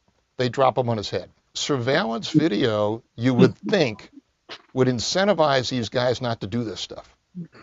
But they do it anyway. And this is Danny today, wheelchair-bound from permanent brain damage. Danny is the most horribly injured fraternity pledge ever in the United States. He's blind, cannot speak. He lost his vision and he cannot talk. Jack and Wendy Abell says their son Ryan went through a similar frat hazing ritual at the University of Nevada in Reno. It was a Big Brother Reveal Night where each of 30 pledges were handed a bottle of booze and a full 750 milliliter bottle of alcohol. In Ryan's case, it was 100 proof. And they were expected to drink the bottle. One of the goal was to also get them all drunk and vomiting. Extremely intoxicated, Ryan later died from head trauma after falling down a flight of stairs. Timothy Piazza's parents say he fell down a flight of stairs after he was told to drink 18 shots in 82 minutes while pledging a frat at Penn State University. It's not the same hazing that happened 20, 30 years ago. It is not just streaking and swallowing goldfish. It is hard alcohol, deadly hard alcohol. We have a friend who's unconscious. He hasn't moved. He's probably in an ambulance. Was there any alcohol or anything involved, do you know? Yes, there is. His parents say Timothy lay there in distress for over 12 hours before brothers called 911. According to published reports, there have been close to 80 college students who've died in hazing incidents connected to Greek life in the past 15 years. The vast majority of them related to alcohol abuse. Adam Jeffrey Oakes, age 19, died suddenly on Saturday, February 27th, 2021 in Richmond, Virginia. Just last year, freshman Adam Oakes died from alcohol poisoning after his big brother forced him to drink a handle of booze in under an hour. My son was joining a fraternity, and his big brother bought him a handle of alcohol and coerced him to drink it in under an hour. Andrew was Adam's big brother. As part of a plea agreement, several members of the now permanently banned frat are speaking out publicly about what they did to Adam. I was charged with misdemeanor hazing, And I think that was an accurate charge on my part. I think being the president of the fraternity, I had this position of power and I chose the wrong path and the wrong road. The video is part of an upcoming hazing docuseries called Protect This House. In 2021, there were 6 deaths due to hazing. Many of these parents now travel the country speaking to pledges and students, urging them to report hazing incidents. Hazing's only reported 5% of the time. Tyler Perino is one of the few to report it. Big Brother night, that was the most I had ever drank in that short amount of time in my life. He says on his Big Brother night at Delta Tau Delta, frat brothers hazed him with a bottle of whiskey and a 6-pack, and then paddled him repeatedly. So I was taken out on a stretcher from my dorm to the ambulance and then taken to the hospital. His blood alcohol was nearly 3 times the legal limit. It was the worst nightmare come true. We obviously are very lucky that he's still here with us. Today, he and his mom, Lori, and all these folks want pledges to know it's okay to say no and walk away. And more importantly, not be afraid to call 911 if something goes wrong. In Danny Santuli's case, no one called 911. The Santuli's attorney says Andrew's Law in Florida, named after Andrew Kofi, a pledge who died from alcohol poisoning after being forced to drink an entire bottle of whiskey, should be enacted nationwide. It says that if you are the first person to call 911 after a hazing event where somebody's in trouble, even if you're the person that did the hazing, even if you're the one who handed him the bottle of alcohol, if you're the first one to call 911 to try to save his life, or if you're administering CPR and trying to help him while help is on the way, you will not be prosecuted. You will have immunity. How many of you believe that your loved one would be okay today if someone had called 911 earlier? Is there any way to stop fraternity hazing? I think they need to tell their kids to understand all our stories, to understand what happened, because, kids think, well, it can't happen to me. It does happen, it did happen, it will happen again until things change. My goal, and many of us parents, our goal is to speak to college students, to high school students, so that we can raise awareness. We do not want any other families in what is in this club of parents who have frankly lost their child senselessly to hazing. We want to make a difference, we want to educate, and we want to make sure that this does never happen again. And we'll just keep fighting and we'll never give up. The North American Interfraternity Council, which oversees fraternities, says they have spent enormous resources to educate students about the dangers of hazing and say they're working to strengthen current criminal and civil hazing penalties around the country.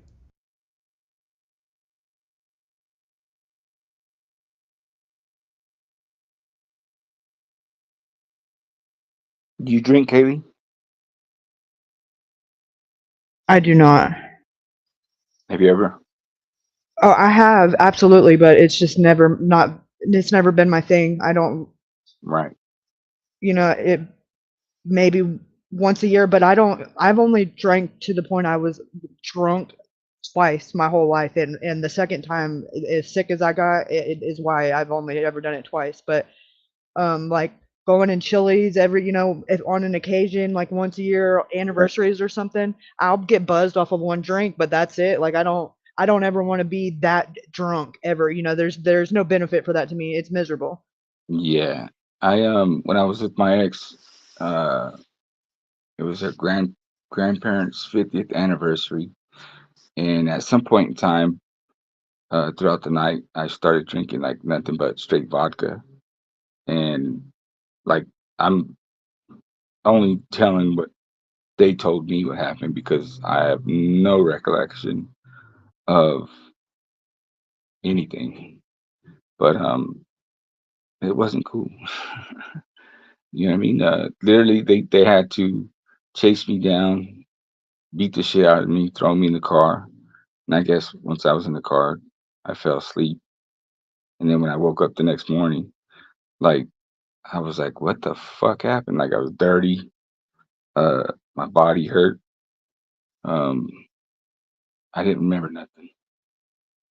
I And guess I've never been that drunk, so maybe not. Yeah, I remember everything, and I remember enough to know. Like, and I'm never the projectile throwing up. I can still taste it if I even picture thinking of that nasty behind you four locos. Ugh. uh, yeah, I that was one thing, that when I used to drink like that, I was always afraid, like, I'm gonna wake up in fucking jail and they're gonna be like, oh yeah, you're here because you killed somebody, dumb fuck, and not remember it. And then when I was in jail, there's a kid, he was 25, he was in jail for that same exact thing.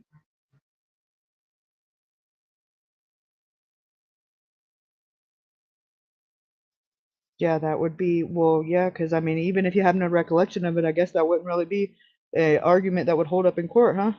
No, no, man, that's just, it's not worth it. You know what I mean? Like you said, every once in a while, okay, cool, but no.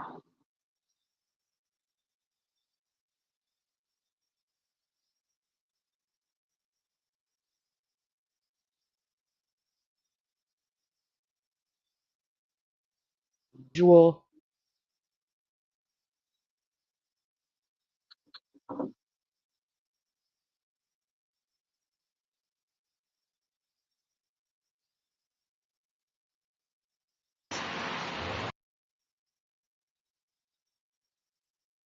Hey, I'm gonna have to take off here, to go handle this pool situation. Um, Thank you for letting me come up. I'm sorry I haven't said anything to the chat because I can't see chat. I'm on my phone. But you have a good rest of the day, and Yes, I'll yes. talk to y'all later. Alrighty. Thank you for coming up. Thank you. All right. Bye.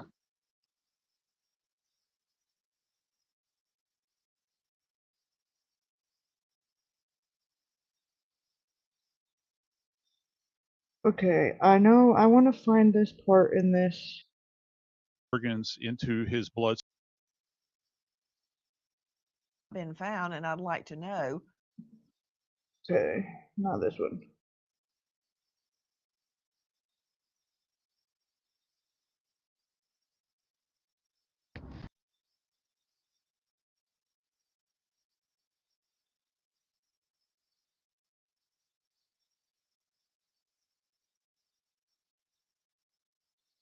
Not that one.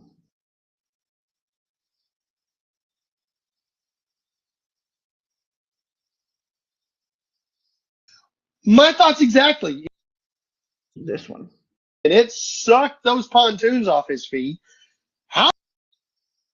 Riley was indeed wearing a belt. Yeah. How Yes. do you know? But No. At this point, and that's what we were also hoping to see in the autopsy to show, one, how long Riley may have been in the water, and an actual time of death, Gotcha. And the wild part is Ryan, Riley's dad, was actually on one of the boats, and in that area, Thursday night, it was either Wednesday night or Thursday night, super late, they were dropping pins. Giving him directions. Sense. I'm an old dinosaur. That's just the way I was. The family is satisfied with hearing Riley's pants. They sure weren't down at that moment. That would be something you think JoJo would see, like, yo, I walked up on Get done. But the reason my world. Yeah. Spa Guy will be out Thursday, Eddie. Take that sign and go to the bridge. JoJo character, this JoJo No. guy. You haven't heard anything from this dude at all, but you would love to be able to have a conversation with him because he's allegedly one of the last people to have a conversation or at least see Riley alive. Yeah. And again, he is the one that allegedly said, yeah, he's just drunk. He's okay. He's fine. If you remember when you were at the site, you saw the sign that said "Beware of dog." Yes. Do you remember that? Yeah. Okay. Yeah. Take that sign and go to the bridge. How far is that? Not very far. Oh, So wow. that is where that happened. Not very far at all. Oh wow. Now you're drinking the Kool-Aid, brother. So yeah, now you see why that is. I've been bathing in this Oh, Kool-Aid. I know you are, man. We got the big 44 ounces, Yeah, baby. man, That's what I'm we talking getting about. drunk off this Kool-Aid, baby. But that's interesting. now you see why that gentleman is important to see who else was in that area, maybe another homeless person or not, but also Riley's pants. They sure weren't down at that moment. That would be something you think JoJo would see, like, yo, I walked up on this guy and he was taking a whiz. No kidding. Oh, yo. Welcome to my world. Yeah. Yeah. So then, okay, then let's say this out loud. Let's say this out to the internet streets. Ladies and gentlemen that are watching the show, you TikTokers, etc. If you are out there and you still have contact, if you know of JoJo, I guess he goes by JoJo, plays the guitar. He was in this live stream video talking about allegedly saying that he saw Riley. And he was the one who said, screaming back down at the other two that were down at the bottom of the hill, I guess, saying, yeah, he's fine. He's just drunk. So if you have any contact, please, to him, please let us know.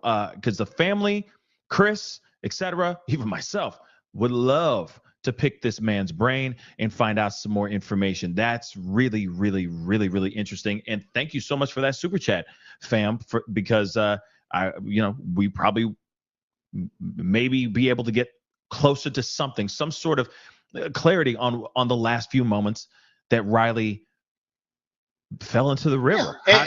And on top of that too, point B, you know what I mean? Go ahead. Yeah. If your listeners feel more comfortable, or JoJo would feel more comfortable talking to you, you and me are on the same page. Yeah. You know the questions that we would like to have answered, guys, and be respectful.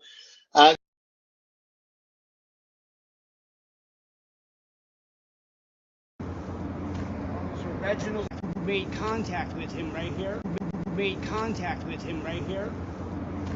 So Reginald Young is under investigation for allowing security staff in the schools here in Nashville to operate without licenses as security guards. He's got controversy behind him. He's the last one that actually saw him, not the homeless people. He's past their place. He's right here. When he makes, they just showed the video. All the news organizations are showing the video. Yeah. He's over here. Supposedly there was a car break-in that night, and that's what the officer made contact. So if they don't see him after 9:53, that means that officer and that car break incident happened at the same time frame. That means there was more than one officer out here. It's not just the one that they're showing. And why did they wait 9 days to show a video that shows a guy who they're looking for? He didn't realize it's all the corrupt. shirt. The guy, you can clearly see the shirt, and made contact with him. You know about the homeless camp over there? Mm-hmm. It's a skid city. Do you think that Riley made it this far? Yeah, because of it. Do you think he was here? Because he spoke to the cop. The cop is right there. That's what in you're between, right where the cop was. According to the report, to say the cop was investigating break-ins in cars. Wow. So that's why he was out there. Why didn't he ask Riley, have you seen anything? Right? Yeah. If he's really I said that same thing. Mm-hmm. He didn't ask Riley anything? That's deep. That's no. And I believe it's deep. The police are talking with the homeless community, letting them know that they're going to be allowed to go back here. And the reason they put that card there was because what they're going to play it out is that Riley fell in that water and they just never recovered Riley's body. So are they not letting the homeless to go down there anymore? Right now, no. But that's why they're all sitting around here. You notice they're all sitting in groups. They're waiting for the okay from the police. Watch. They will be. This one here, this guy across the street, he's dangerous. He keeps coming across and talking to the family members. To the, that guy over there? Yeah, he's coming over here saying is that, that saying that the guy's dead. Is that the guy you said that pulls the knife on everybody? No, that's the one that walked down the street. The guy's name is Jacob. I actually gave him a $10 bill when I first come in. This is something that I do. I've done it in other states. I don't have a lot of money, but I'll give somebody who really looks like they need a break today. A $10 bill. I bring snacks. I have drinks in here, fruit snacks, fruit, and this is what I've been doing, Jason, for I've been on disability 9 years. Probably 7 of those 9 years is what I've been doing. Going to other states, I was in Vermont, I was in Ohio, I was in Kentucky, now I'm in Nashville. You ever been to Florida? Nope. I've been to Florida, but not living there. Oh, okay. Oh, yeah, no, but I like Florida. Nice. That From may New be Jersey, where I'm you ever going been up next. there? I'm staying out of this. I'll tell you what, I'm staying out of the central states. Why is that? Because I believe that there's a network of drug trafficking going on and human trafficking. There's a possibility, Jason, that he was a victim of that. That's what I'm. Yeah, Because there's so many different. I don't know. Well, you know why? Do you know the person that just got busted? Okay. So there's a lot of. The guy who just got busted yesterday, for I'm sorry, I'm not looking at the comments. I just want to. He was pickpocketing people, targeting him in the bars. Clearly, he's not wanting to sit in a bar. Yeah. Or somebody's knowing him. What about his shirt? They said the homeless people had his shirt. Exactly. One of the ladies who first I spoke to, you know about the.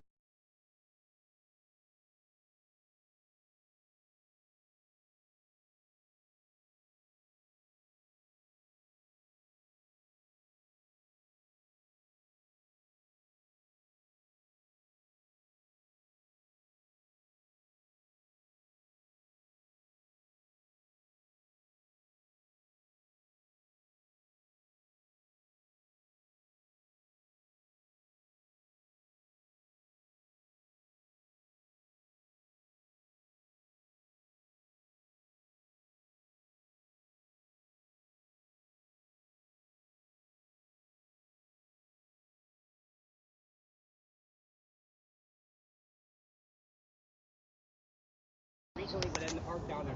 I'm filming. I hope you don't mind. No, I'm not. Okay, I don't want to. Journalist. I'm out here, probably what everybody else is doing, trying to figure out what's going on. Is that you interested in what happened here? Yeah, I am. There's more to the story, man. They just broke that a cop made contact with the kid. Really? The last person to see the kid alive was the officer. Why did they hide that story for 9 days? I don't know. That don't make sense, does it? You got the entire city looking for somebody in the officer and saying that the last place they saw him was there when an officer knew that he made contact with him. Why would that be? And you know what? That officer's name is Reginald Young. Reginald Young. Yep, they broke it today an hour ago. And really? The minute I ran his name, he's under investigation as somebody who's in charge with. He was in charge with school security guards being hired, and there was a controversy that he was hiring people who were mind if I sit? Not at all, man. My name's George, by the way. Oh, cool. I'm Jason. Nice to meet you. Nice to meet you, Jason. Yeah. Yep, I shake like a man. I like that old school, you know what I mean? More of that. I'm gonna flip the camera, so. No, you're. And what they're doing is, I think that they threw the ID. Really? I was here yesterday when they found you. I was right. Yeah, but it was with girls that found it. Yeah, but why are the newspapers all saying that the police found it? I know. I don't know. Only one newspaper said that the girls, the TikTok, out of 11 articles. I know. And they all get the same news. Facts. That makes no sense, Jason, whatsoever. Yeah. And that officer has controversy who made. I believe that the 52 seconds of body camera footage they showed, there's more to that camera footage. So in other words, he saw somebody. He's investigating car theft and break-in. He sees somebody who's walking by. He doesn't ask him if he's seen anything. Yeah. Wow. There's more to.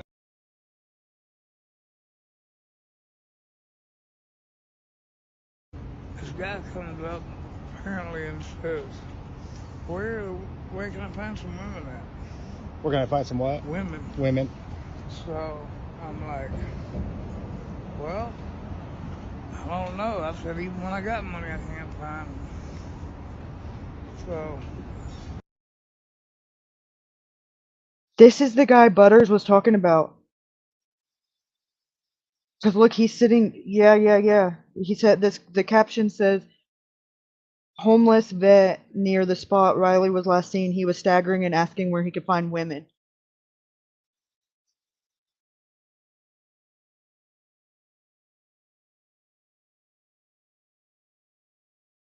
This guy comes up apparently and says, where can I find some women at?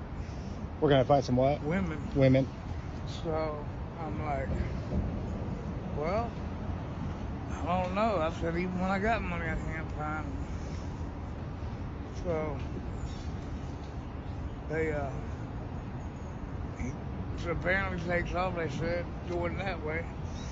He staggered. Down that way. Yeah, going that way. Yep. Staggered, officers right there that stood and got up. He staggered that way, Yep, and that's and he where said, the "Whoa." cameras picked him up to over there. All right, but no altercation with anyone.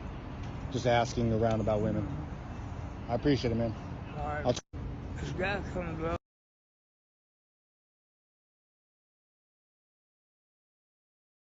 This guy comes up apparently and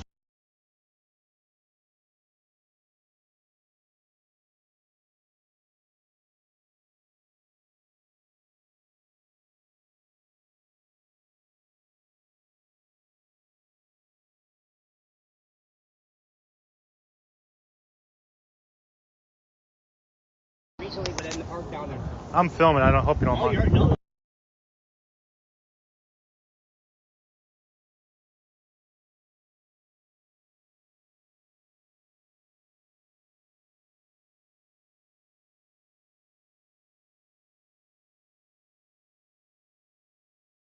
It is March 15th, and I want to come on and give you guys an update in regard to the search for Riley Strain. The first thing I want to give you guys an update on are his phone and his watch, since I know so many of y'all have been asking about that. Currently, they are pulling as much information as they can from the watch and from the phone. However, they haven't got all the information yet, simply for the fact that some of these companies have to go through specific legal channels for them to be able to get this information, which they are trying to do. And experts did try to get a hold of him. Apparently, they called him, and there was some kind of an answer, but it seemed like a bunch of noise and that he was outside, but they didn't really have any type of conversation. But they did try to reach out and see where he was at. Now, at this point, we know that Riley passed a homeless encampment, and apparently some of these people did see him. Our local news station went and talked to a couple of the guys, and one of them said that they saw Riley actually fall into the bushes, get up, but don't really know exactly where he went. So he definitely was stumbling, which makes sense because of what we saw in the video where he hit his head. Next thing I want to talk about is Riley's boots. Now, shout out to Jan, who came up to me yesterday while I was filming and sent me this picture. But these are the boots Riley was wearing. So in the event that he was robbed, his stuff was taken,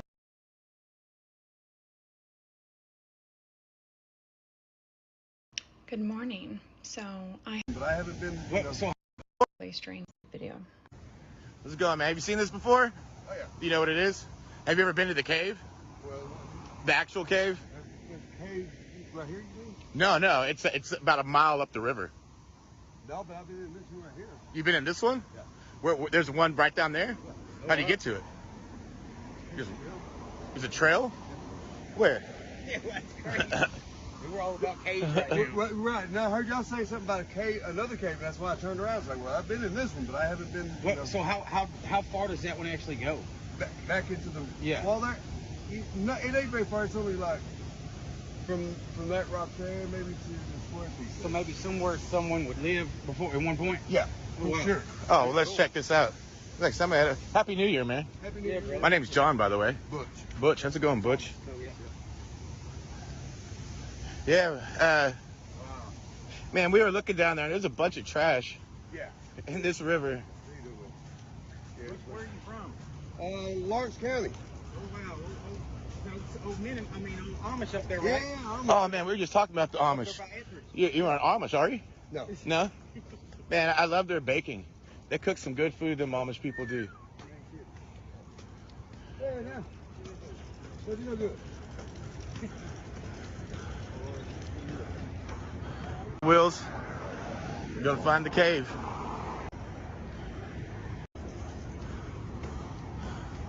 I'm a jack of all trades, though. Jack of all, you go this way? I lost the maintenance. Yeah, I was in maintenance for 10 years. Oh, wow. Okay, I'm just gonna follow you, Butch. Yeah. I like those boots. Thank you. Well, I don't know, boy, it's kind of treacherous now. How are we gonna get back up? Well, I walk back up. I don't know how you. Okay, we'll get back up. Hey, Butch, I'm gonna trust you on this because I'm a little heavy. Let's watch him first. Boys, I ain't kidding you now. It's not the day to do it. I wouldn't come down here today. But, all right, Just because it's too wet, huh? Right. It'd be too hard to get back You don't up. want you to hurt yourself, Butch. I ain't gonna hurt myself. But these right here come out of the ground. But where's the cave? Just right over there? So you go, all right, you see the little V right there? Uh-huh. If you drop down that V and just stay right beside the wall, you can't miss it. Okay, I'm about to come back when it's dry because we're going to bust our ass trying to come back up. For sure. Thanks a lot, Butch, though. Yeah.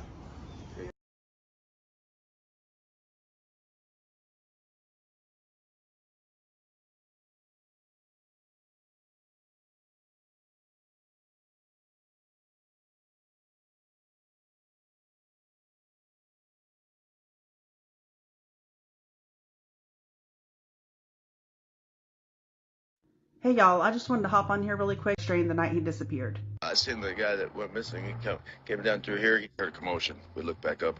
He almost fell over. The last bush right there caught him. But he was very, very, very intoxicated, I guess. I mean, he was stumbling harder than I've never seen anybody stumble that hard before. The man telling me he didn't check on Riley since someone else was already there. I yelled up. They said, no, he's just drunk. He's okay. I also wanted to talk about the fact that his credit card was discovered on TikTok Live yesterday. I posted that night. That sort of ends that night.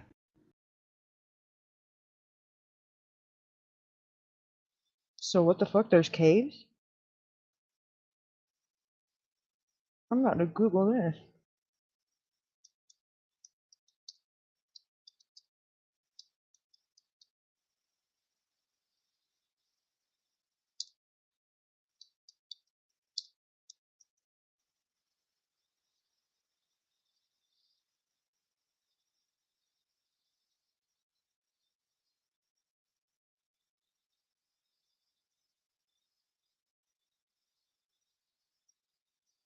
Hmm.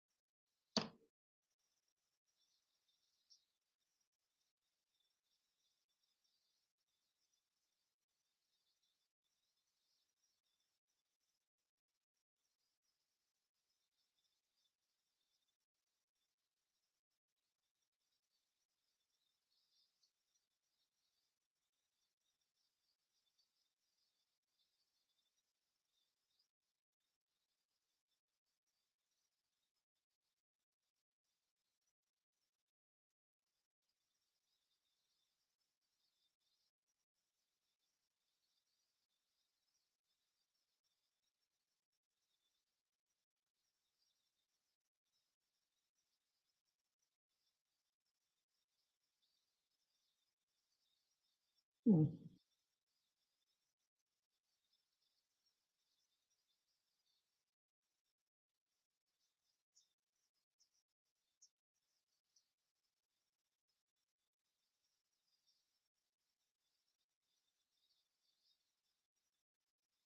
course not.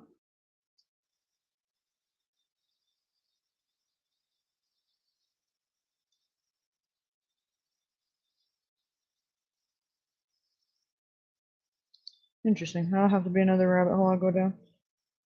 So, stop it. You know I hate that word, girl. Don't say that ever again. I'm not gonna say it. I know we've kind of been jumping around, but y'all should expect it here. I want to share this live that JLR did about where Dylan was found, and then I got some stuff I want to show you guys about cameras and how many of them were along the way that Riley walked, and why we haven't seen footage from them, or why they haven't been mentioned, or etc. etc. This JLR video is from yesterday. JLR investigates. Hello, hello, hello. Hello, hello, hello. JLR investigates. Come on in, everyone. To his family, his mom, the Utah-Nevada border. I want to show you, first off, almost the exact location where he was found. I got the coordinates. I got the coordinates on where he was found. It's right on the Utah-Nevada border, right near James Brenner's property, folks. James Brenner, the prime suspect, the man that has been arrested. What happened was, according to reports, East Idaho News is reporting that Brenner made a plea deal. He made a plea deal to show where the body is. And I think that's a good thing. I think that's a good thing on his part, even though, he did the most disgusting, despicable thing that you could possibly do to someone. But, a loved one would always want their loved one to be found, right? The remains, right? Everyone knew that, Dylan was killed by this Brenner guy, but no one knew where Dylan was. It's a needle in the haystack. It's a wild place out there. I'm going to show you some footage because I was by Brenner's area and the dirt roads. It is like literally in the middle of nowhere in Lucin. But it's a good thing that he's been found. And I want to kind of show you the maps in the area. This is where I Hey, twin mama. was told. I was told, you know, I have sources in this case that told where exactly he was found. Like, where would Dylan Rounds be found? And this is the location. This is the location, folks. And I'm going to zoom this out because this is the Utah-Nevada line. And we're going to scroll out a minute.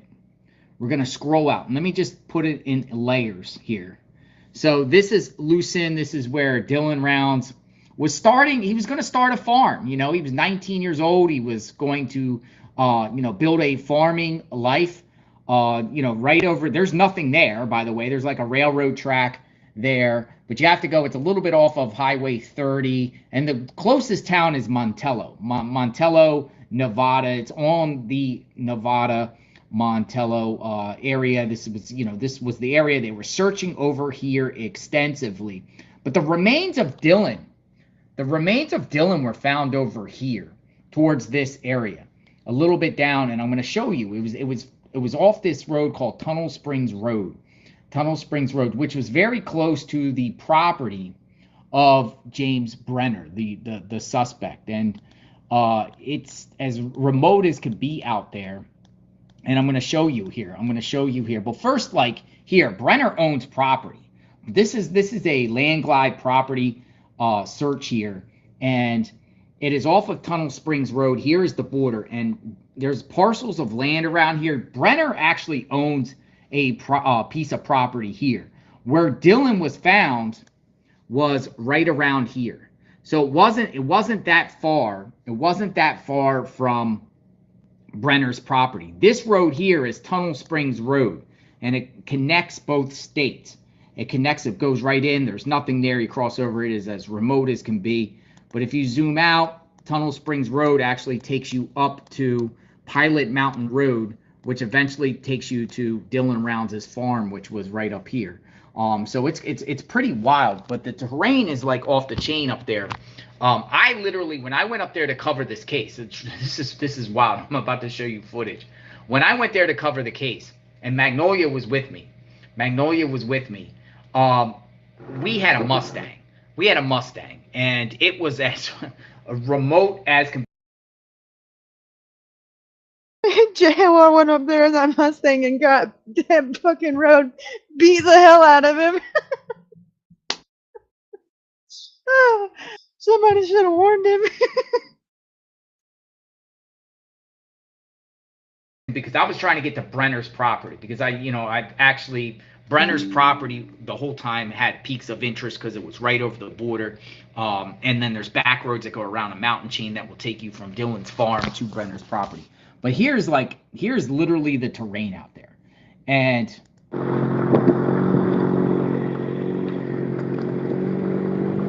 was crazy. We could have very well been stuck right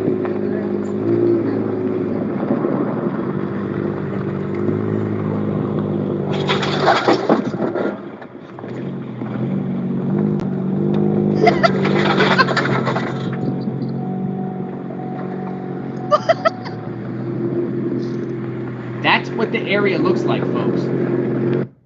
So I don't know if you heard it, but I had a Mustang, and the dirt road had those little like trees in the middle of it, and everything was going under the car. I feel bad for the next person that got the rental car. Because I literally got stuck. But yeah, I was around Lucin. I was there. I was in the location there. It's like a little small railroad town, but there is no town. There's nothing there around there. You have to go to Montello to go to the next area. But here was Brenner's property, and the body of Dylan was approaching whatever this is. This could be on James Brenner's property. I just went up a hill. What is this? What is this? Now that ended up being Brenner's trailer that got burnt. It exploded. Something burnt out here.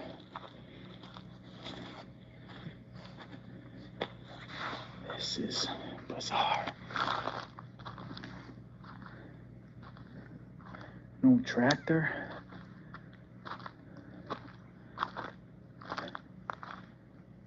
And Dylan was found by those mountain chains. What burnt out here? Right over here, on the Utah side. So it wasn't even far. It was like less than a mile away from Brenner's property. So I have theories to that situation. Why did I rent a Mustang? Great question. I don't know. What is this? It was very, very as remote as you could be. I didn't have even any internet service. Montello was somewhere way over there. What is that? Just like, that's so bizarre. So it's the framework of the trailer, weirdo. It's just as that's the terrain. So apparently he was buried. Brenner apparently buried Dylan. So it was like almost like a needle in the haystack in that particular situation. So you kind of need authorities in that sense to he worked a deal out with authorities. Now what he did. Jonathan Lee Riches investigates. I am out here on the border of Nevada and Utah. Dylan Rounds went missing in this area around Memorial Day 2022. Very remote area out here. Where is Dylan Rounds? What happened to Dylan Rounds? Authorities arrested a suspect in connection with the disappearance of Dylan Rounds, James Brenner. Dylan Rounds had a farm out in this area. Sad situation, but he still has not been found. They would have never found him. Very remote out here along this Nevada-Utah border. Very, very remote. Dirt road, mountains in the background.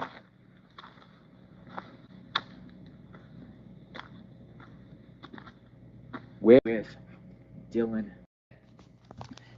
Candace Cooley, I do know just arrested, and you're charged, and they don't have the body by bringing closure to Dylan out there. It's literally like it's like Mars. It's like Mars out there. So, I just wanted to jump on. Reason being is because we have a playlist on Dylan Rounds, and I thought and the found can't see in this area how it's so remote out here.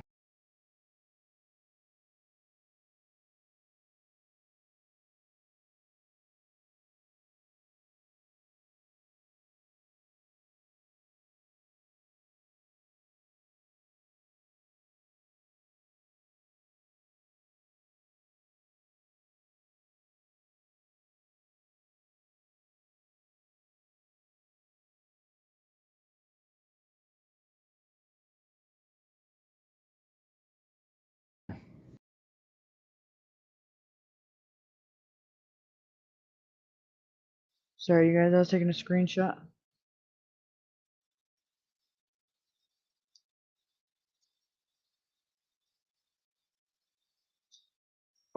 Go down that rabbit hole later. Now back to this one.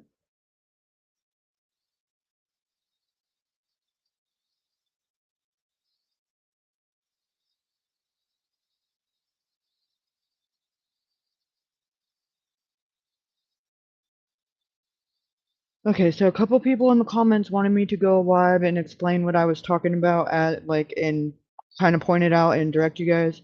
So that's what I'm gonna do. Okay, why it's paused right here. Okay, this is what I see.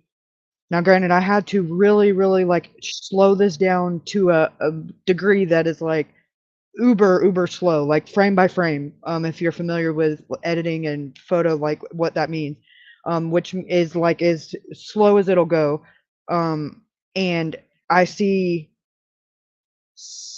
the silhouette or the outline of somebody like right here.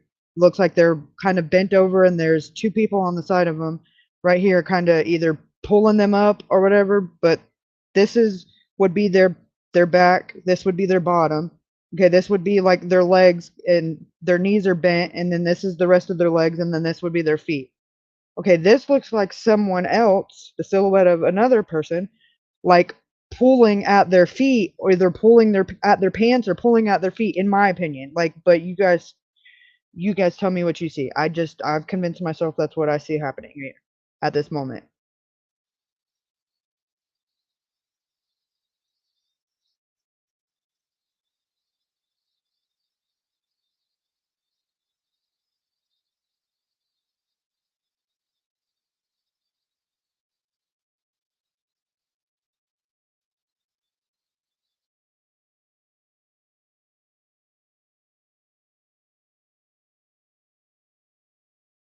No, that's not possible. There's no way to slow down slower than Fumble thinks.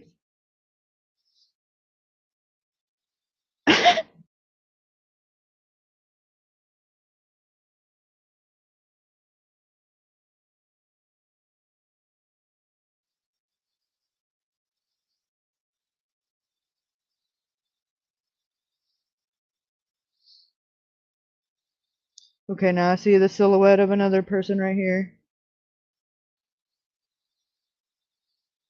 They got a dark shirt on and like white pants.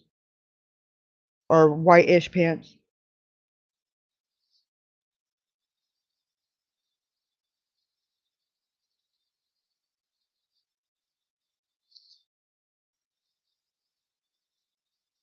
Now, the further they get down, the more grainy it gets, which is weird because it should be the opposite. The closer they get to the camera, the more clear it should get, but that's not the case with this footage, which is bizarre.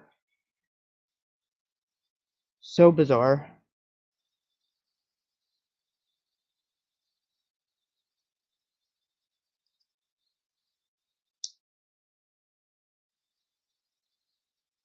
Okay.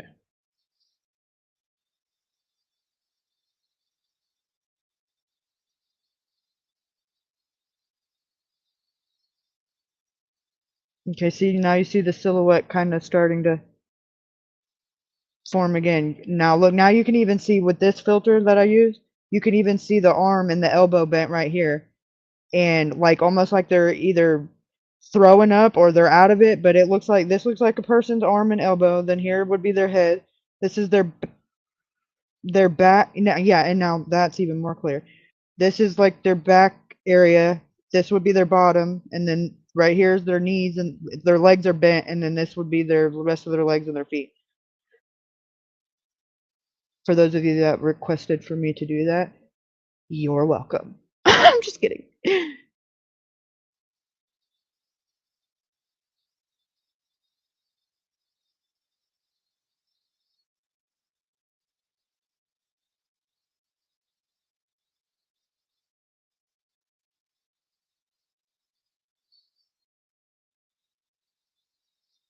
But now,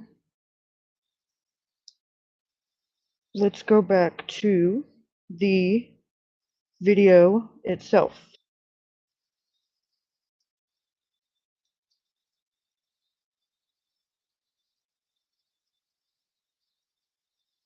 Which is right here.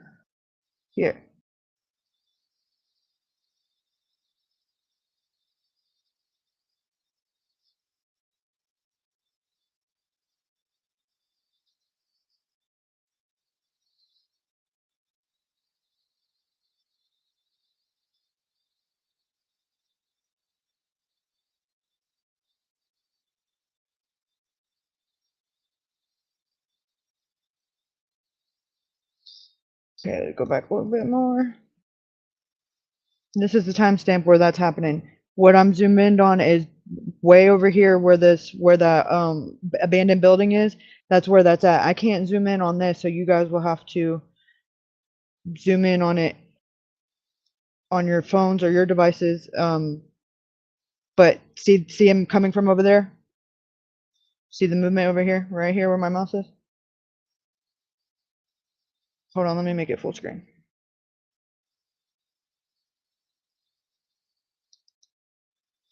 Okay, watch right here. You'll see the movement start, and then they'll start making their way down the sidewalk, but it'll start right here.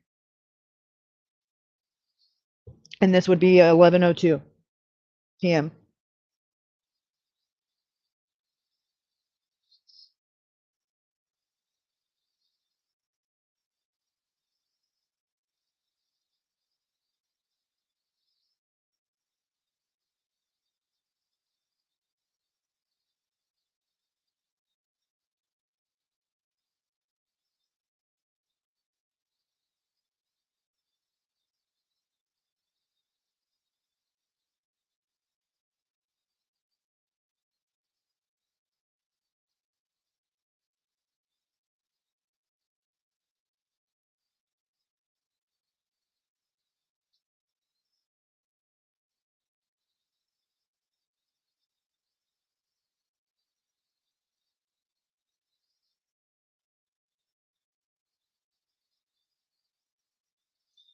Then right after this,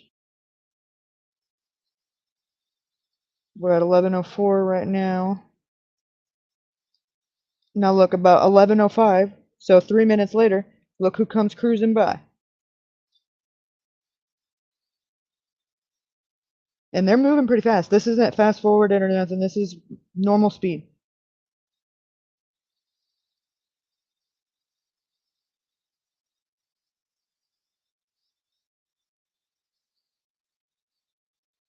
Now tell me y'all don't see that and y'all are crazy.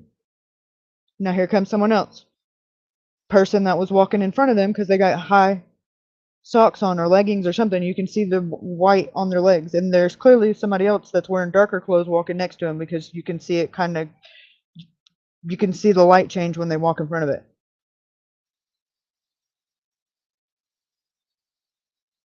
Now, whoever this is, look, they stop and they're looking over this wall, like, or in the direction of over the wall. I didn't pause it or anything. This is real time. You see the car moving.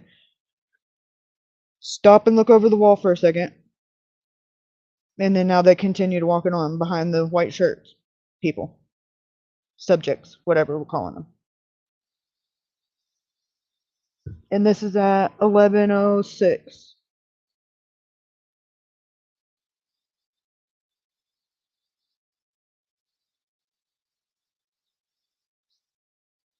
Then the next thing, we got scooters coming from the other direction. About 30, 45 seconds later, we're still at 11:06. There's one. And if you look down here, look, you see two people coming, walking back from the other direction with white shirt. One's got a white shirt on, the other one looks like he's wearing a dark shirt. And now they are about where that wall is again. They stop. And now look, they're over there going all the way to where the wall is and looking over the wall. This is at 11:07. Looking, what are they? I could speculate, but they seem interested in something. Almost like they want to make sure that he's not visible, you know, like he made it all the way into the water, you know, almost like they're, I mean, something's got their interest and we know there's nothing down there but brush and the river.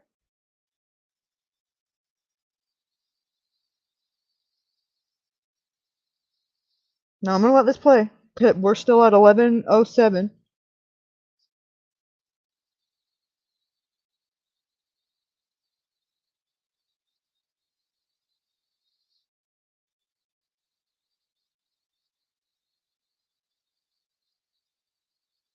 And there's two people here. You can only see the one in the white shirt because it's white, but there's somebody next to him wearing something darker because I've zoomed in on it and enhanced it, and they're just wearing darker clothing. But you can see the movement of two figures right here. Okay, now we're at 11:08.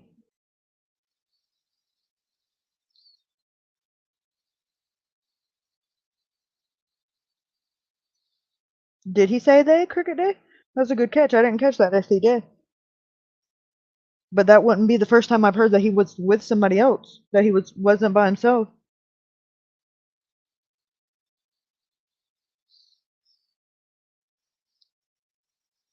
Still looking over the wall.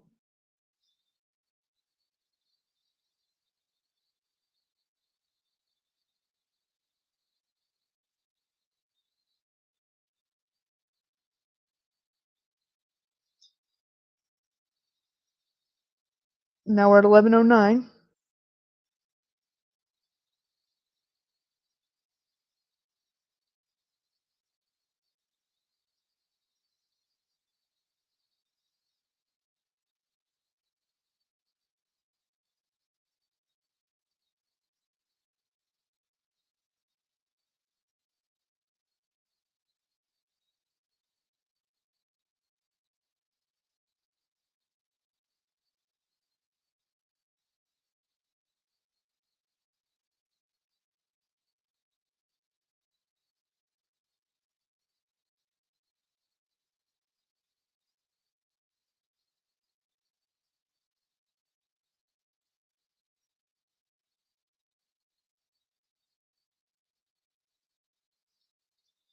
(11:09), 11:10 now. Still looking over that wall.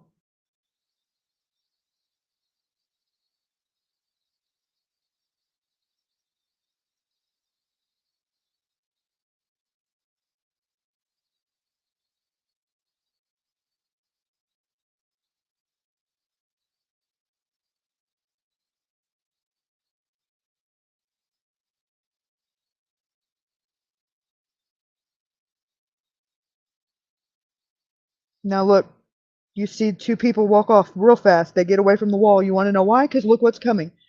Here comes.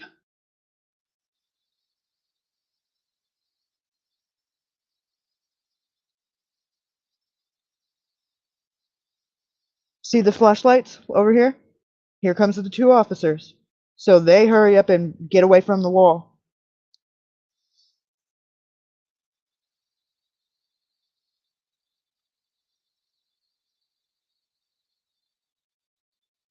And they're standing right over here underneath this light pole or something.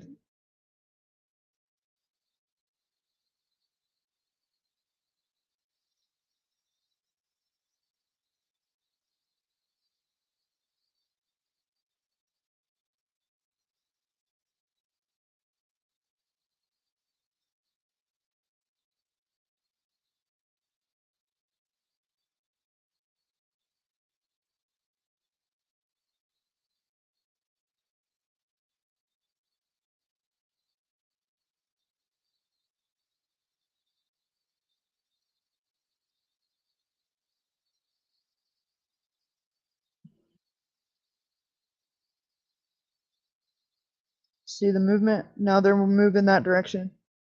Going that way.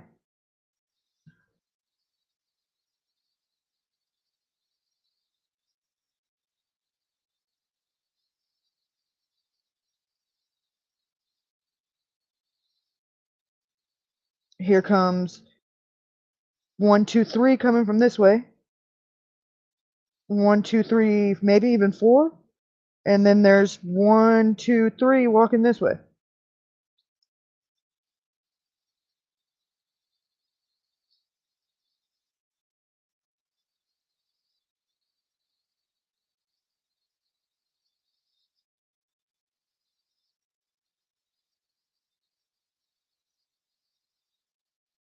Three of them here.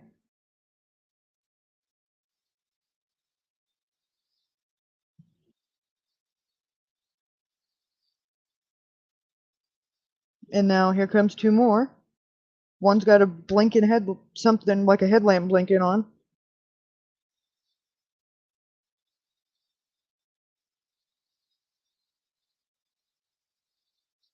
And we're at 11:13. Now look, here comes another one, white shirt. Right here.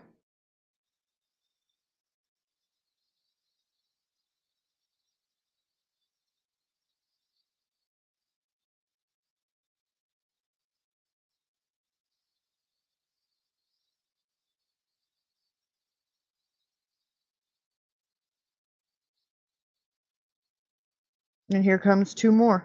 One's got like a white jacket or sweater tied around their waist, and the other one's got like a blinking headlamp on, right here. And we're still at 11:13.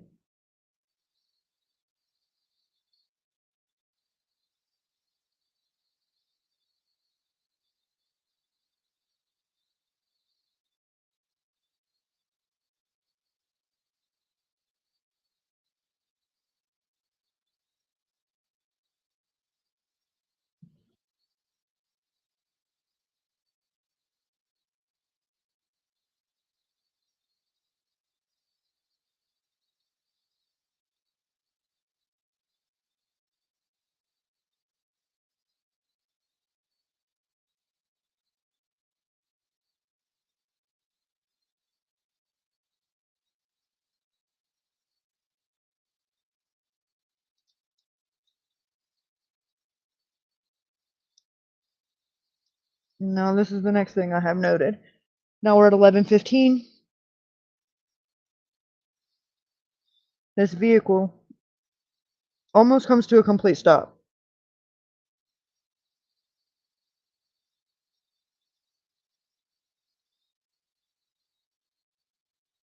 And then they turn.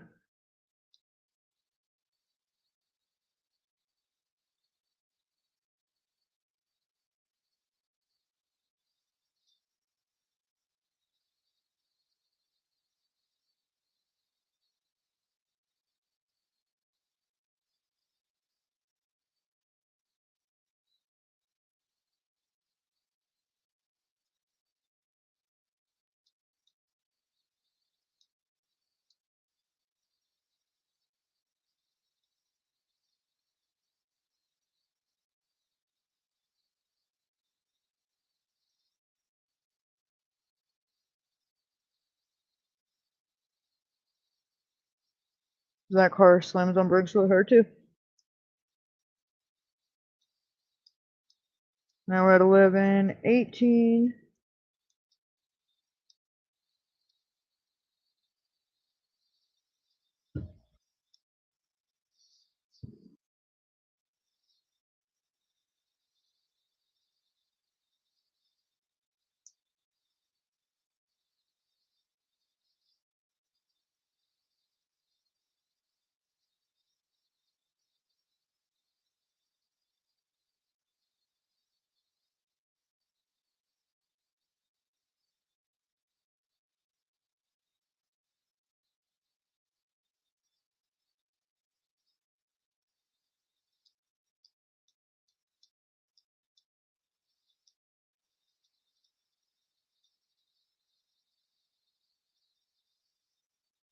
Eleven 21, 22.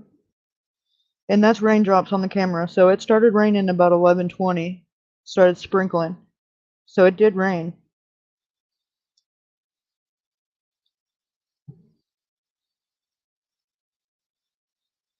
Yeah, and you can see it's the road's starting to even get wet.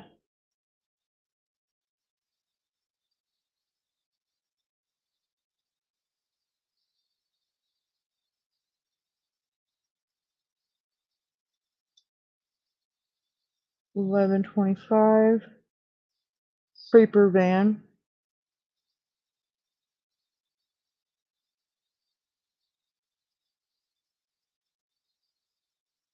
Still 11:25. It's raining pretty consistently now.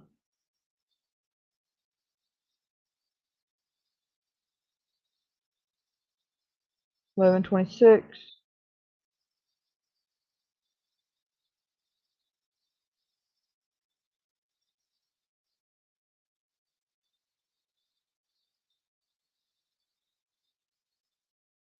What the hell is it? Is this the creeper van again? Oh hell no, it's the creeper van again. Coming back the other direction.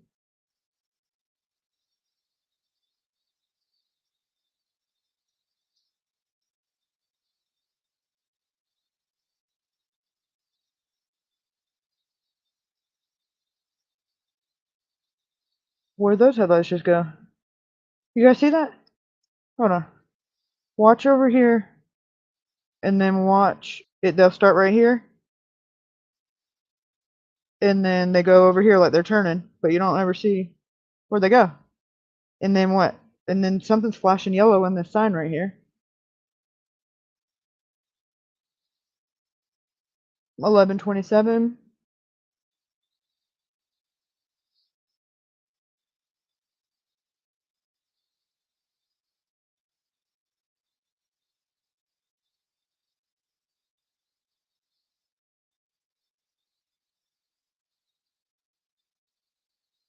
Now it's not flashing yellow no more. Right here.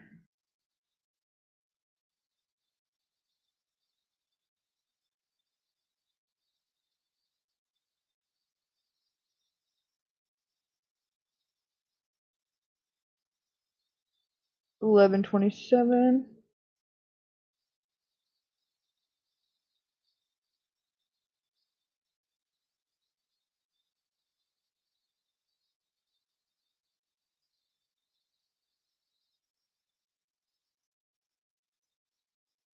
$11.28.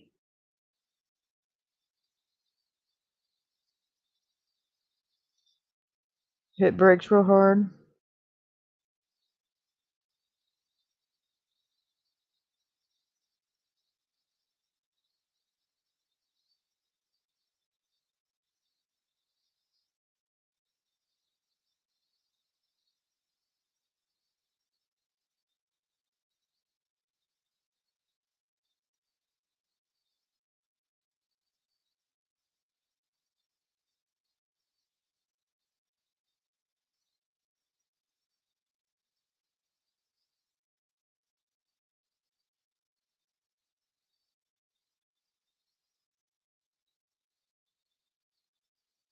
$11.29.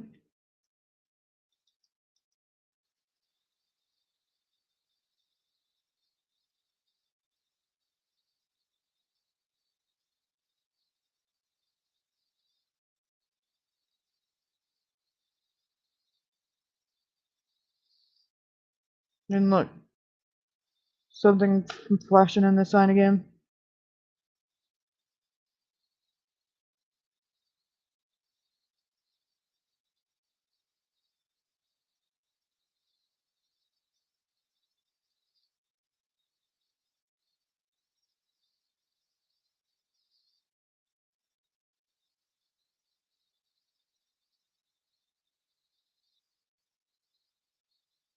$11.29. Oh, that car.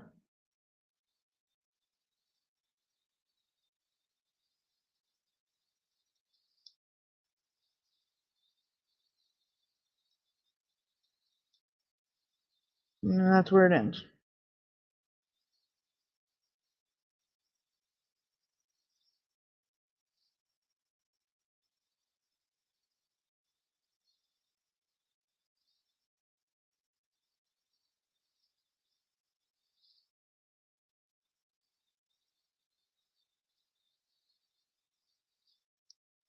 Okay.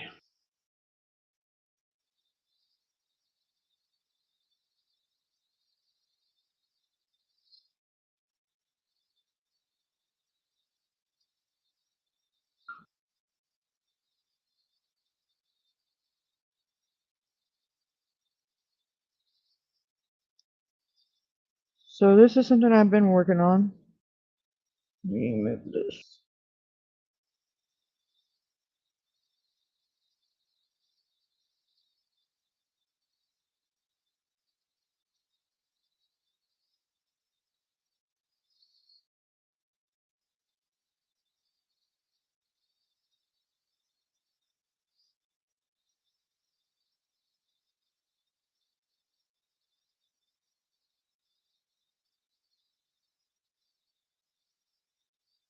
So this is the path that Riley walked, and what I was doing earlier, and I got about halfway through and I was like, why am I doing this whenever I could just do it live stream with you guys so I can show you rather than having to go back and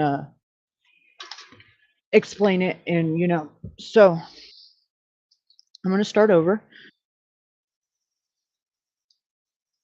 And right now I'm going to plug my laptop in because I'm infamous for ignoring that alert and then it shutting off. So all right. I'm gonna make this full screen so you guys won't see me, but I'm still here. So I'm gonna be like the Wizard of Oz.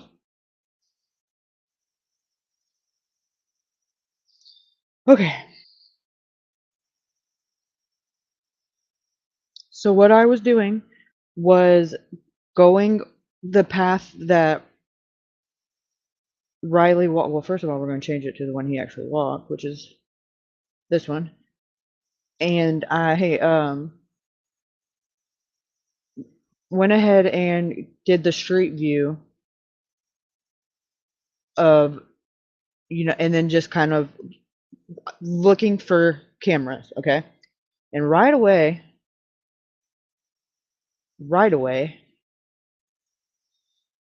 there's one right here. All right, let me move past this blur. I don't know why it looks like that. Okay, here we go. Luke's 32 is right over here. And right there's a traffic cam. So why don't we see Riley crossing that street? Just wondering, like who's picking and choosing what video we see, asking for a friend. Any hoosers. So I just started cruising around and looking for cameras, right? So let's go down a little bit, down 3rd Avenue, and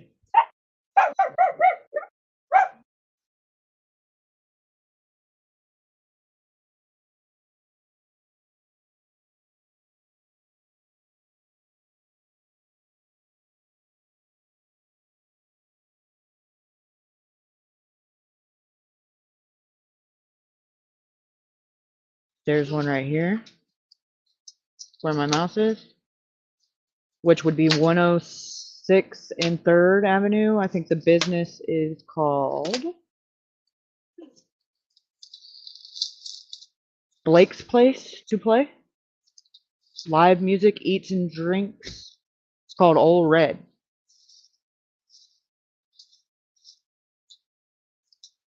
Right here. And look over here. There's one right here.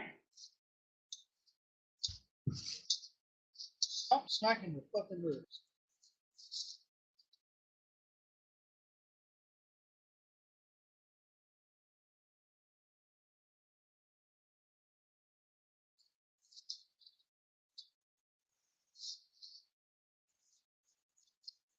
Then there is one right here.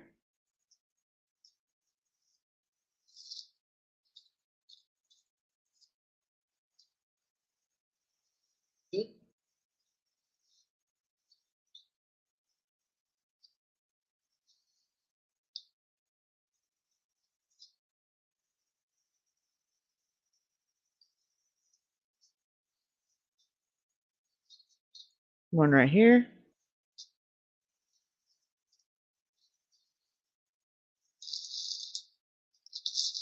And check the side of the road. I don't see any.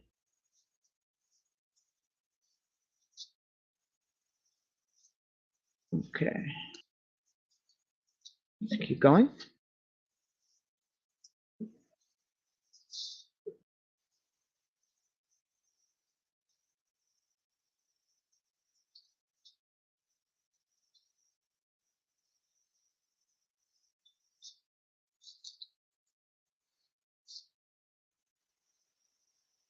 Okay, let's keep going.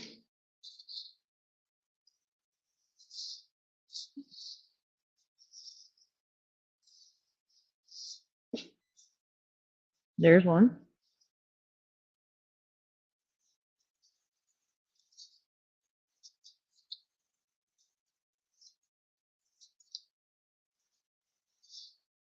There's another one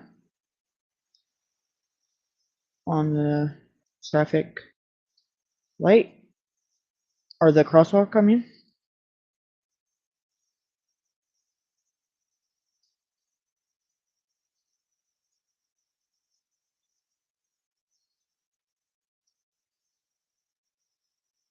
Let's keep going. We're still only on 3rd Avenue, you guys. And we didn't see any of him on 3rd Avenue. The first one we see is him on when he's on Church Street. So I want to know why we don't see any of this footage. Better yet, what he's running from. You know, that we should see all of these angles, considering there's so many to choose from.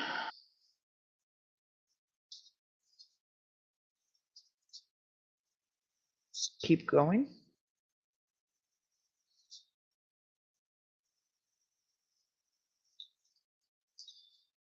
Okay.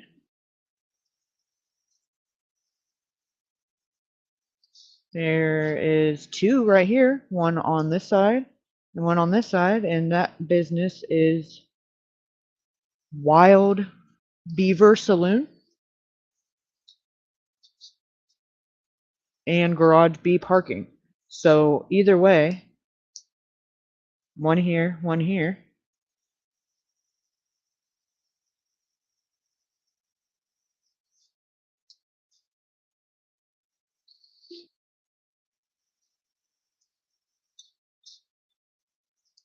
Here's one.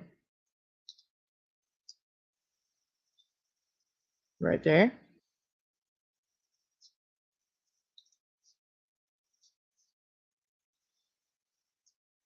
Don't see any on this side unless, yeah. Keep going. There's one right here. And right here. And right here.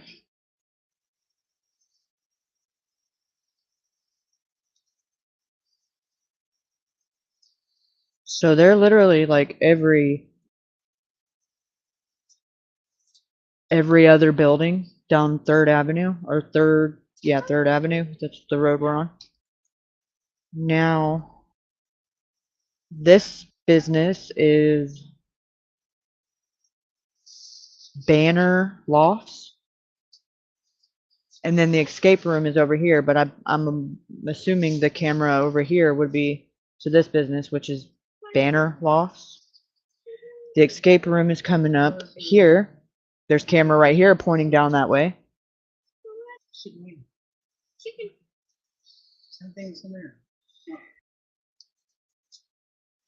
Then there's one pointing here towards back there, which isn't really relevant, but it's a camera, so I'm going to mention it. Next, we have... No, not over here. Keep going.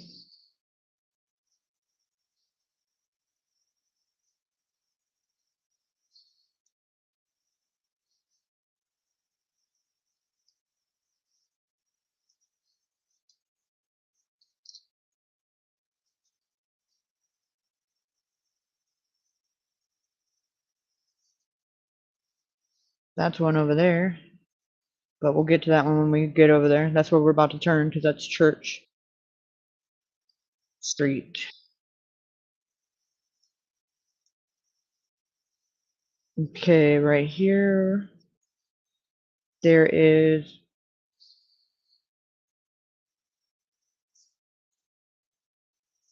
I don't see any. There's one pointing that way, but that wouldn't be relevant.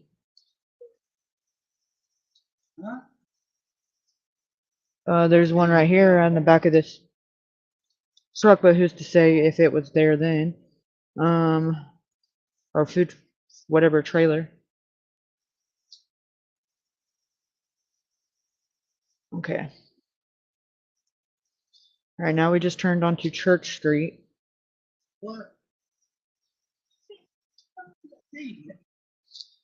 Don't see any.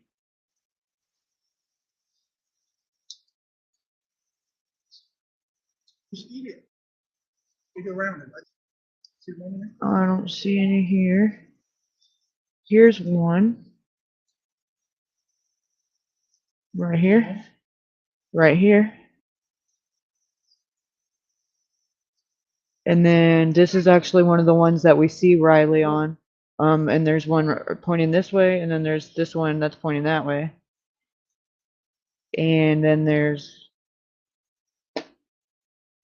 one right here. Just keep going.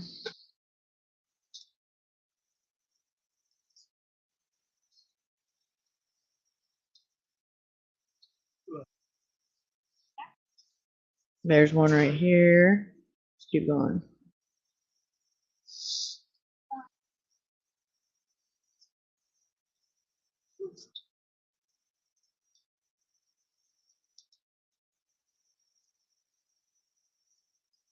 That's one right there.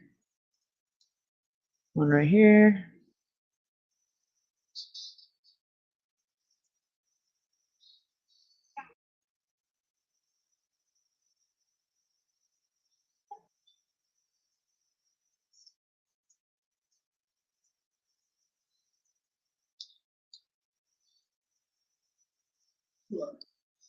That kind of looks like one. Right there. Yep, there's one.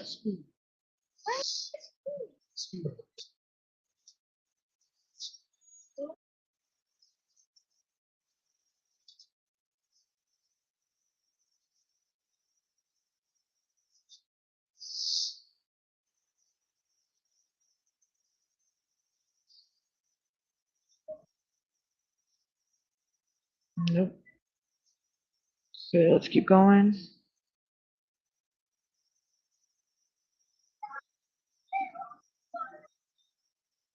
Look in the drawer. Look in the drawer. Correct. I don't see any.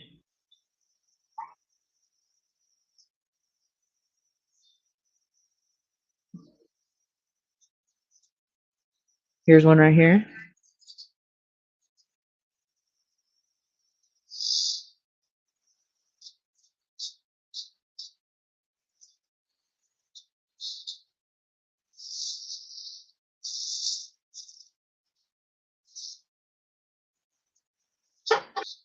Nope.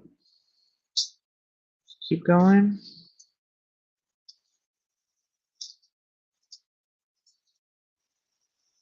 Huh? This is called Beer Cellar 99 flavor.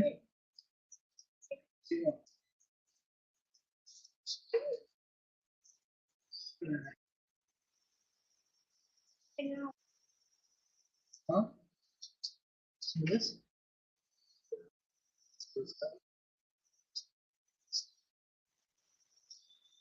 Don't see any here. There's one, which is the one where you see Riley crossing at the crosswalk. Let's see if there's any over on this side. Nope. Keep going.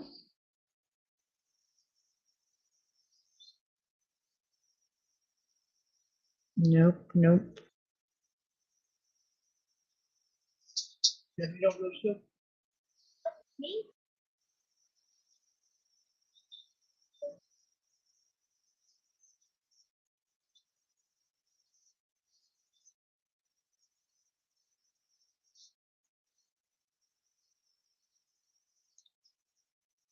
oh, shit. Oh, supposed to be. Keep going.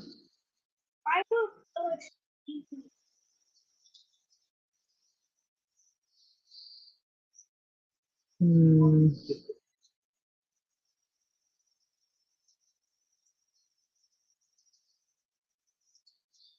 Keep going.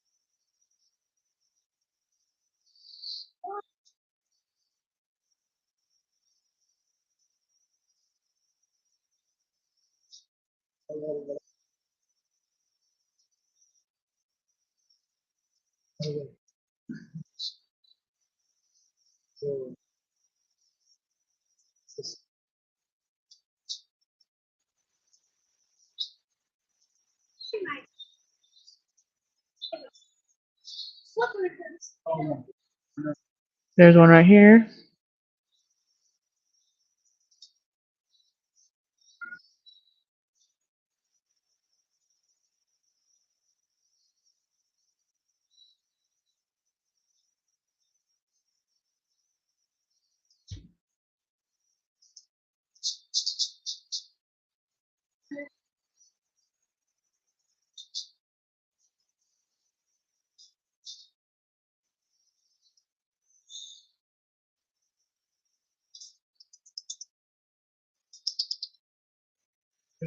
There's one.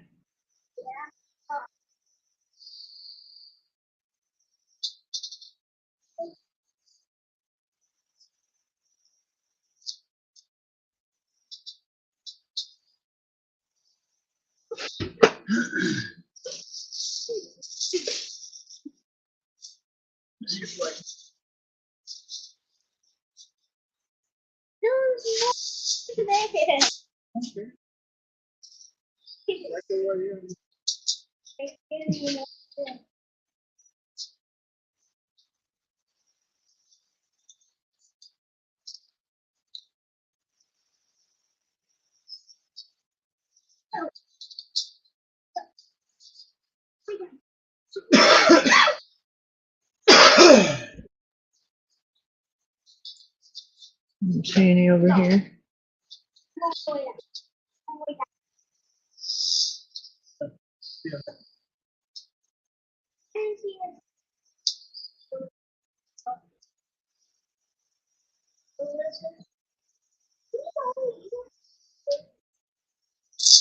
Nope.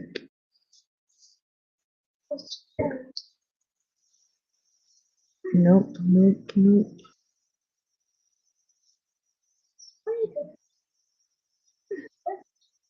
Nope.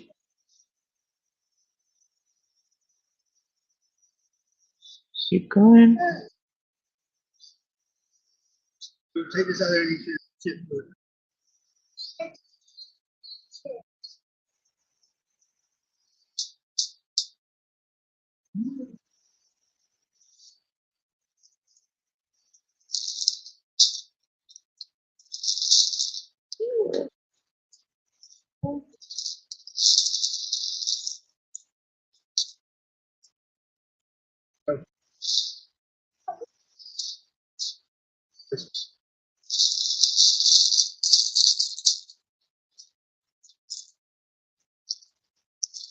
Keep going.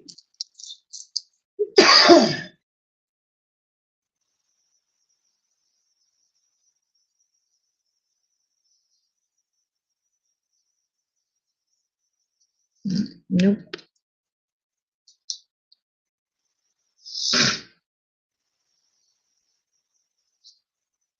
And let's see.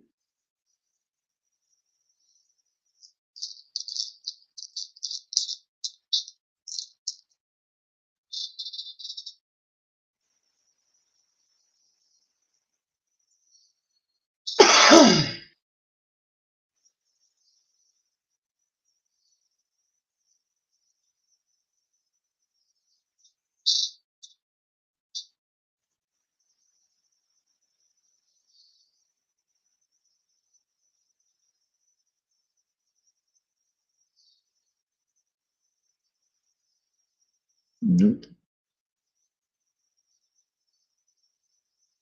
Wait a second.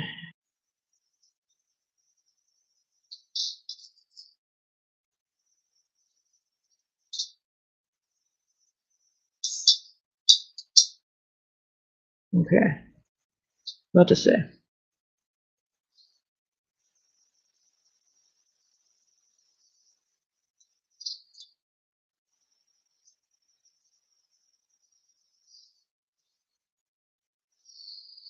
One right here. One right here.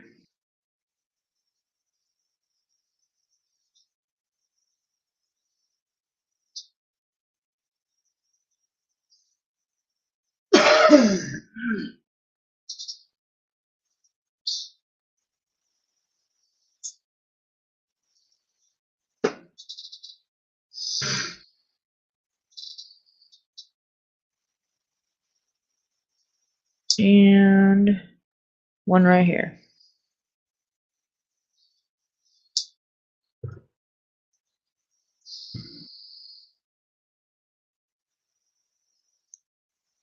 Keep going.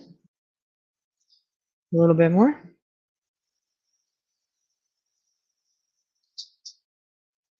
There's 1, 2,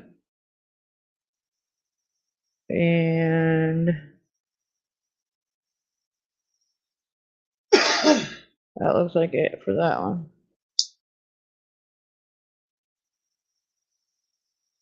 There's one right there. And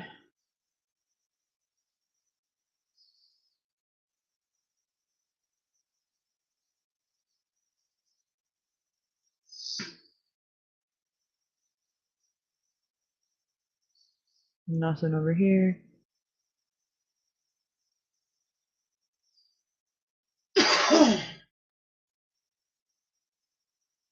There's one over here.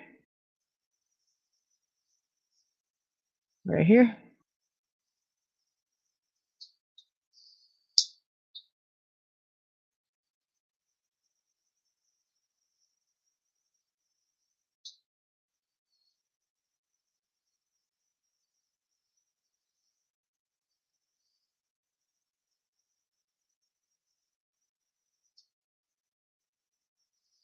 One right here. Both sides of the pole.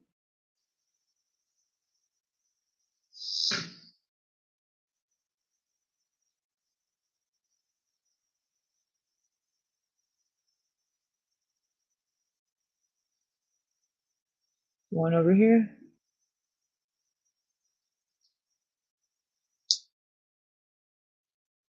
And that looks like one over there.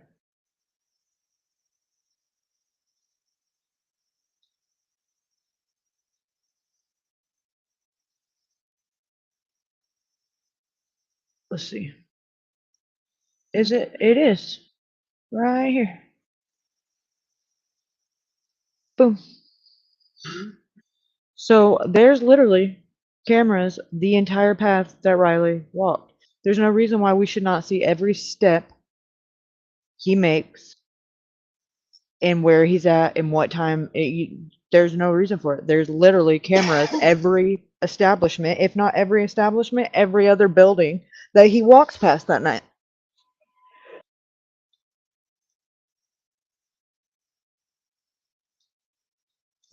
Documented.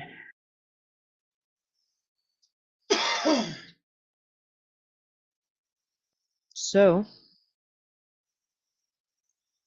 I'm gonna screenshot them and circle them and then point them on a map, like pin them on a map, and then I'm just gonna send the link to the whole map over to Chris and let him and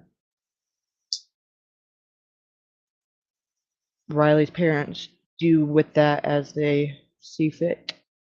Because I would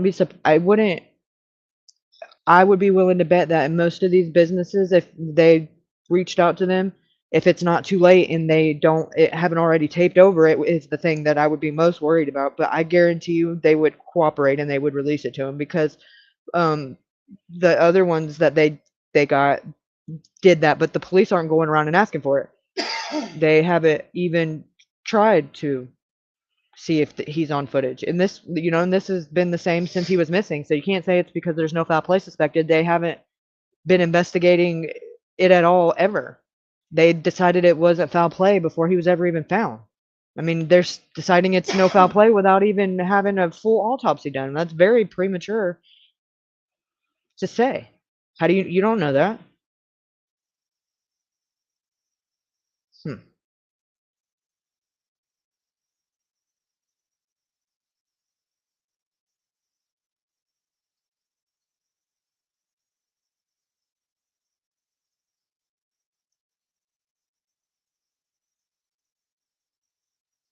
Why you being mean to my friend, cousin?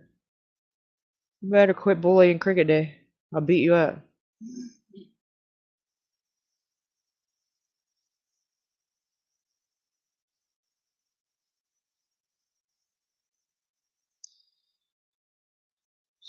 So yeah, that's kind of what I'm working on now, is trying to get all that like lined up on a map that is easily like labeled, and they can just click it and see screenshot of the surveillance camera that I circled and then where it's at on a map, and how it um relates to the path Riley walked that night.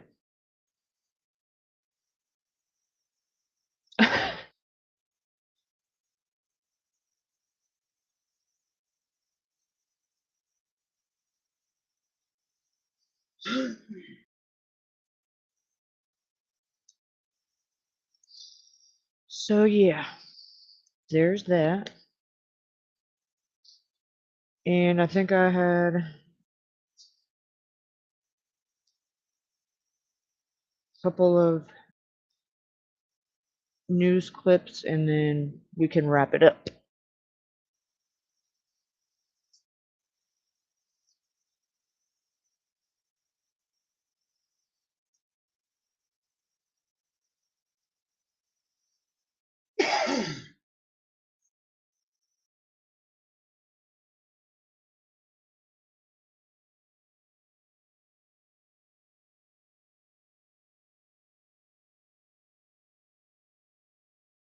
Missouri college student Riley Strain disappeared in Nashville. The more his family learns about that night, the more questions they have about how exactly he died. Riley vanished on March 8th after a night out with friends downtown. He was in Nashville with his fraternity brothers to celebrate their formal. He allegedly left a local bar by himself, and security footage showed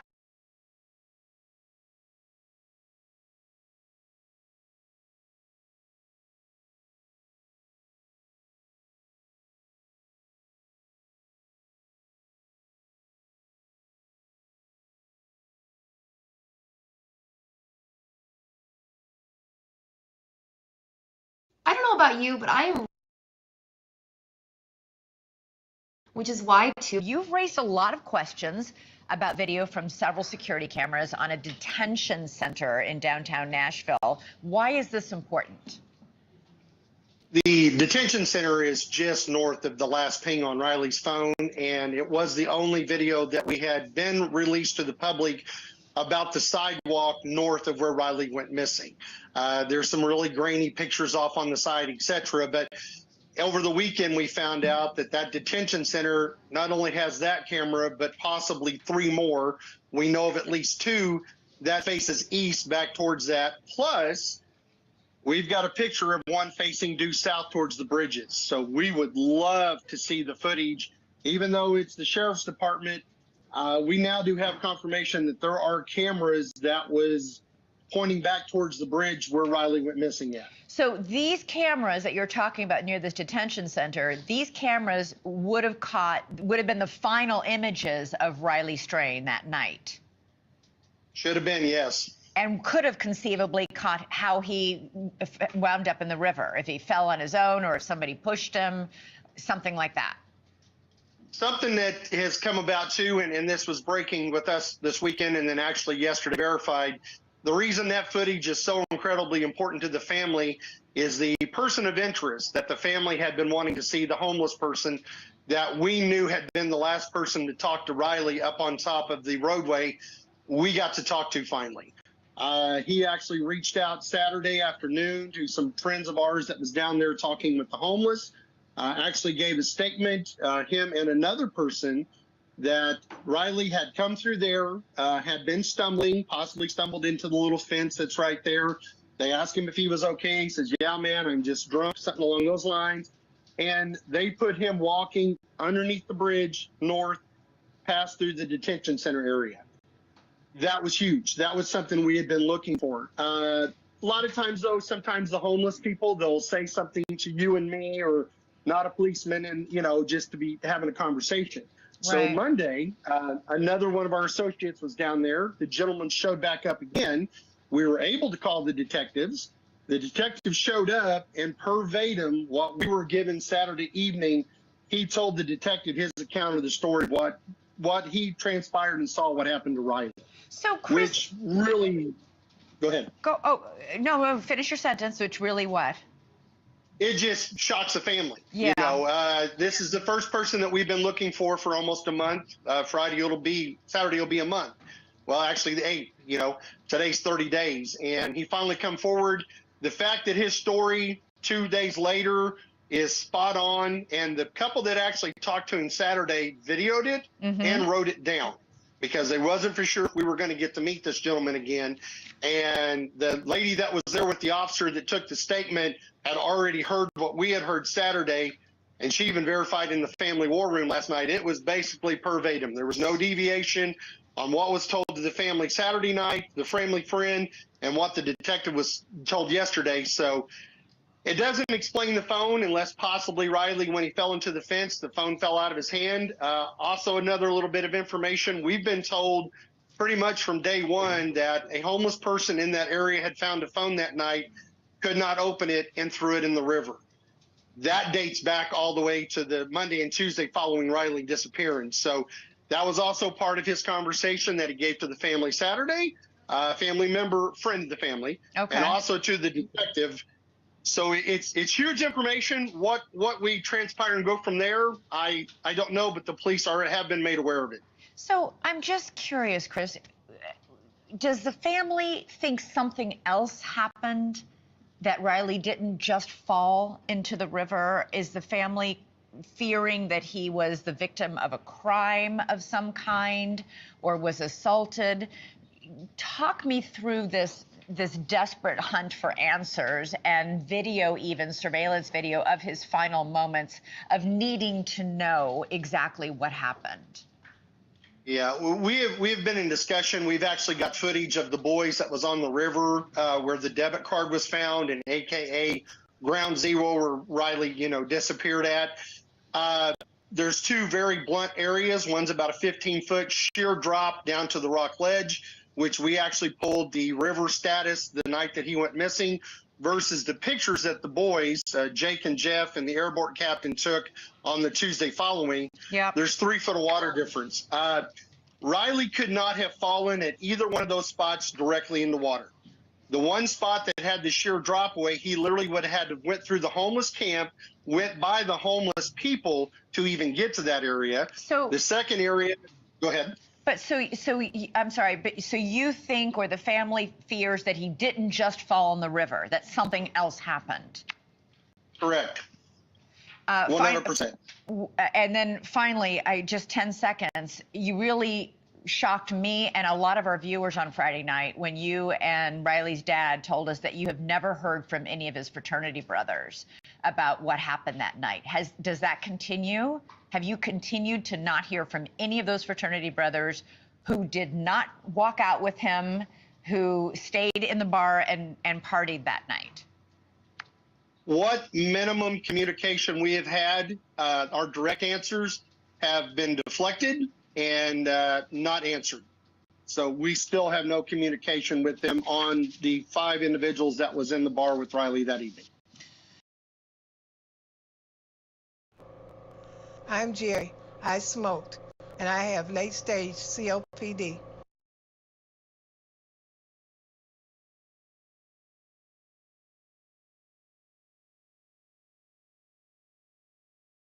Proof that Riley Strain got in this black car or a car. I got proof that Riley Strain got in this black car or a car. Riley Strain, for those who don't know, is the college student that was partying in Nashville and was kicked out of the club and went missing, and it's been strange things ever since.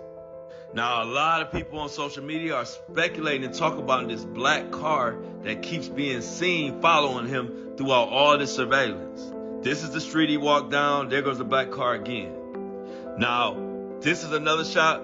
Now, in the video of the body cam of the cops, you see Riley is running down the street. When the cop turns to him, Riley slows down. They have an interaction. He says, "How you doing?" "I'm fine." Then the cop proceeds to continue walking. Riley goes the other way. Now, when he goes the other way, there's a black car, and then there's this gray car as you see putting the brakes on. Now, you gotta listen closely. The 19-second mark, you hear somebody say, "Hey, come on," or something, and you hear Riley say something about getting a car, or is the car something. Then at the 28-second part of this video, you hear the door shut, clear as day. Listen to this and tell me what you think. I don't know if he got in that silver car or maybe the black car, which explains why when the cop turned around, everybody's like, well, where did he disappear to if he just walked past him? Check this out. Now, when you look, when it swings around, watch, you go in the distance over here, you're going to see Riley running. See him? You hear his feet. You see the gray car and that black car. How you doing, sir? I'm good. How are you? Now listen. Good.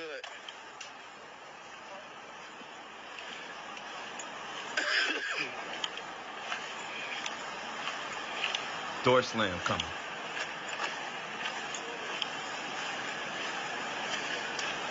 Now when the cop turns back around, you don't see Riley. He had to get in a car.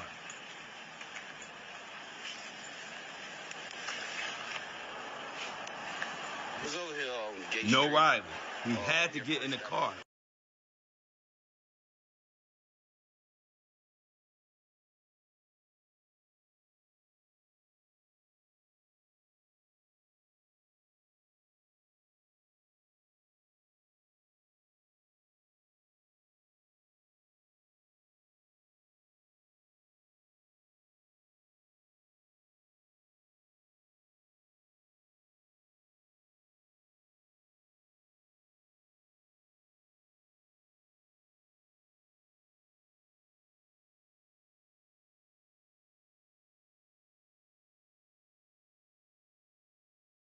This guy comes up apparently and says, where can I find some women at?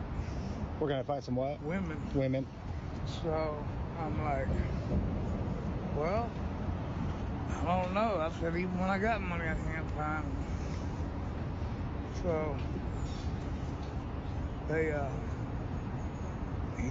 he apparently takes off, they said, going that way. He staggered. That way. Yeah. Yep. Right there, they said, and got up. He staggered that way. Yep, And that's where the cameras picked him up to over there. All right. But no altercation with anyone. Just asking around about women. I appreciate it, man. This guy.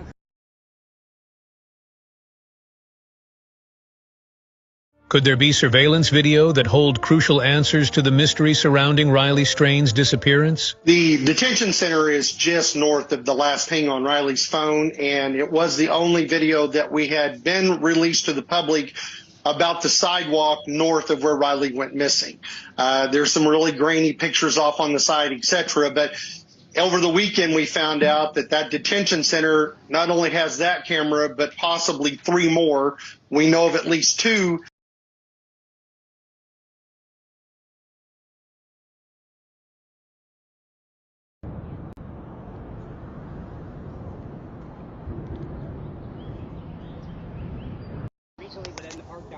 I'm filming. I don't hope you don't mind. No, I'm not. Okay, I don't want to. Journalist. I'm out here, probably what everybody else is doing, trying to figure out what's going on. Is that you interested in what happened here? Yeah, I am. There's more to the story, man. Could there be the reason that made contact with him right here? This guy comes up. We now have a possible sighting of missing. This guy comes up.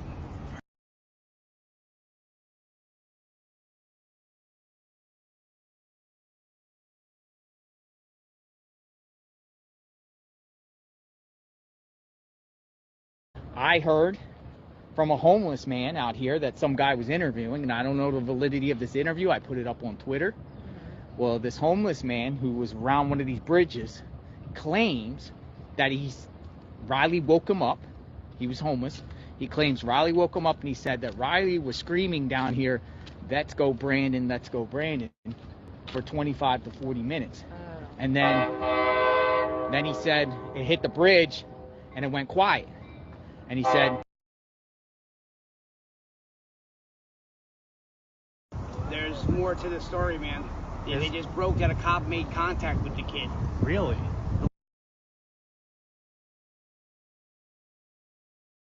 Right there. A man who's part of the homeless community is speaking out for the first time on seeing missing college student Riley Strain walking his last known path. I seen the guy that went missing. He came down through here. Fox 17 News speaking exclusively to a transient man who lives along the riverbank, right where Riley was last spotted on camera per police, near the James Robertson Parkway Bridge. We heard a commotion. We looked back up. He almost fell over. The last bush right there caught him. He was very, very, very intoxicated, I guess. I mean, he was stumbling harder. I've never seen anybody stumble that hard before. The man telling me he didn't check on Riley since someone else was already there. I yelled up. They said, no, he's just drunk. He's okay. The man, who asked not to be identified, says he reported the entire encounter to detectives. He says Riley continued in the same direction up First Avenue. But then Riley's trail stops. Other security footage just a block up the way doesn't appear to show Riley, according to his family. Riley's relatives, who have been in town since the first day he was missing, say they're working to track down anyone who was in Riley's last known location by the bridge around 10 p.m. that night, either walking on a scooter, in a rideshare, or perhaps driving by. This as the Nashville community continues to scour near the river. But in the park down there. I'm filming. I don't hope you don't mind. No, I'm not. Okay, I don't want to. Journalist. I'm recently, but There was some. recently, but in the park down there. I'm filming. I don't hope you don't mind. No, I'm not. Okay, I don't want to. Journalist. I'm out here, probably what everybody else is doing, trying to figure out what's going on. Is that you interested in what happened here? Yeah, I am. There's more to the story, man. Yeah, they just broke that a cop made contact with the kid. Really? The last person to see the kid alive was the officer. Why did they hide that story for 9 days?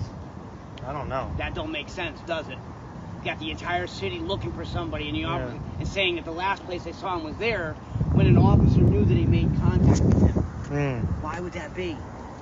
And you know what? That officer's name is Reginald Young. Reginald Young. Yep, they broke it today an hour ago. Really? The minute I ran his name, he's under investigation. And somebody who's in charge with school security guards being hired. And there was a controversy that he was hiring people who were mind if I sit? Not at all, man. My name's Mark, by the way. Oh, cool. I'm Jason. Nice to meet you. Nice to meet you, Jason. Yeah. Yep, I shake like a man. Like old school, you know what I mean? Sure of that. I'm gonna flip the camera, so. No, you're. And what they're doing is, I think that it's really ID. Really? I was here yesterday when they found you. I was right. Yeah, but it was with girls that found it. Yeah, but why are the newspapers all saying that the police found it? I know. I don't know. Only one newspaper said that the TikTok. Out of 11 articles, I know. And they all get the same news. Facts. That makes no sense, Jason, whatsoever. Yeah. And that officer has controversy. I believe that the 52 seconds of body camera footage they showed, there's more to that camera. So in other words, he saw somebody. He's investigating car theft and break-in. He sees somebody who's walking by. He doesn't ask him if he's seen anything. Yeah, wow. There's more to that. So I'm trying to. Is there cameras in this location? Because I see signs over there that there's cameras, but I don't see any cameras. This is why the first day I came out and investigated recently, but in the park down there.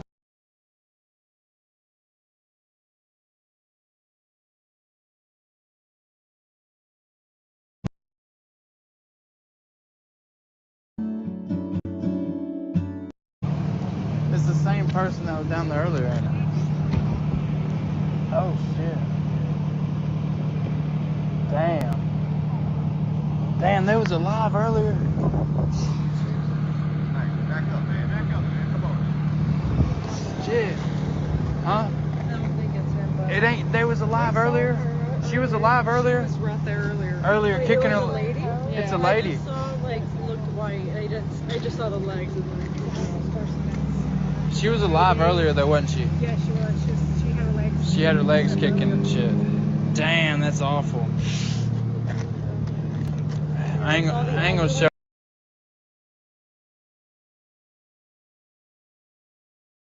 Recently, but in the park down there.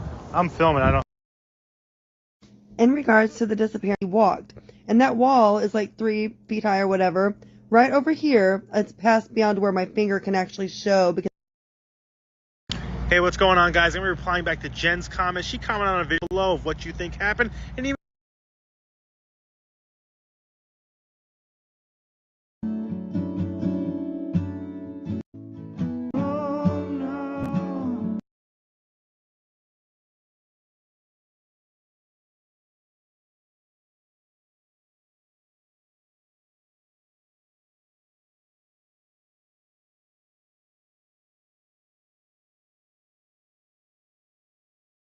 in cars. Wow. So that's why he was out there. Why didn't he ask Riley, have you seen anything? Right? Yeah. If he's really investigating, he didn't ask Riley anything? That's deep. That's... No, I believe it's deep. The police are talking with the homeless community, letting them know that they're going to be allowed to go back here. And the reason they put that card there was because what they're going to play it out is that Riley fell in that water and they just never recovered Riley's body. So are they not letting the homeless to go down there anymore? Right now, no. But that's why they're all sitting around here. You notice they're all sitting in groups. They're waiting for the okay from the police. Wow. They will be. This one here, this guy across the street, he's dangerous. He keeps coming across and talking to the family members. To that guy over there? Yeah, he's coming over here saying that the guy's dead. Is that the guy who said that pulls a knife on everybody? No, that's the one that walked down the street. The guy's name is Jacob. I actually gave him a $10 bill when I first come in. This is something that I do. I've done it in other states. I don't have a lot of money, but I'll give somebody who really looks like they need a break today. A $10 bill. I bring snacks. I have drinks in here, fruit snacks, fruit, and this is what I've been doing, Jason, for. I've been on disability 9 years. Probably 7 of those 9 years. This is what I've been doing. Going to other states. I was in Vermont. I was in Ohio. I was in Kentucky. Now I'm in Nashville. You ever been to Florida? Nope. I've been to Florida, but not living there. Oh, okay. Oh, yeah, no, but I like Florida. Nice. From New Jersey, you ever been next. out there? I'm staying out of this. I'll tell you what, I'm staying out of the central states. Why is that? Because I believe that there's a network of drug trafficking going on and human trafficking. There's a possibility, Jason, that he was a victim of that. That's what I'm. Yeah, because there's so many different. I don't know. Well, you know why? Do you know the person that just got busted? Okay. So there's a lot of. The guy who just got busted yesterday, for I'm sorry, I'm not looking at the comments. I just want to. He was pickpocketing people, targeting him in the bars. Clearly, he's got money to sit in a bar.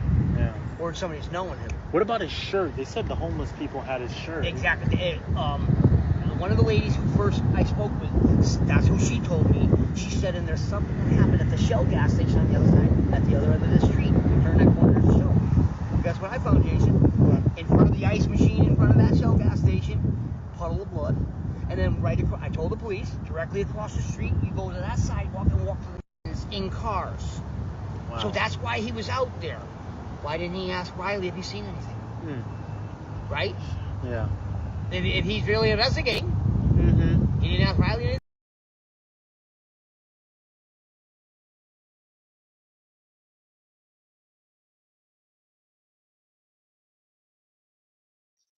So I don't know if you caught that, but he said something at the end of that about on the other side where the Shell station is, there was a puddle of blood. I reported it to police, and then it cuts off. So I'm about to hop off here. I'm going to look into a couple of things that I just heard them say. See if, first of all, I'm going to find out where the Shell station is at and see if that's ever been followed up on. And I also heard him say that one of the homeless guys that's been inserting himself and keeps talking to the family, he's dangerous. And then he said, oh, the guy that you just showed me that always pulls a knife on everybody, he said, no, that's a different one. That one was one walking that way. So I'm gonna see if I can find any validity to those claims too.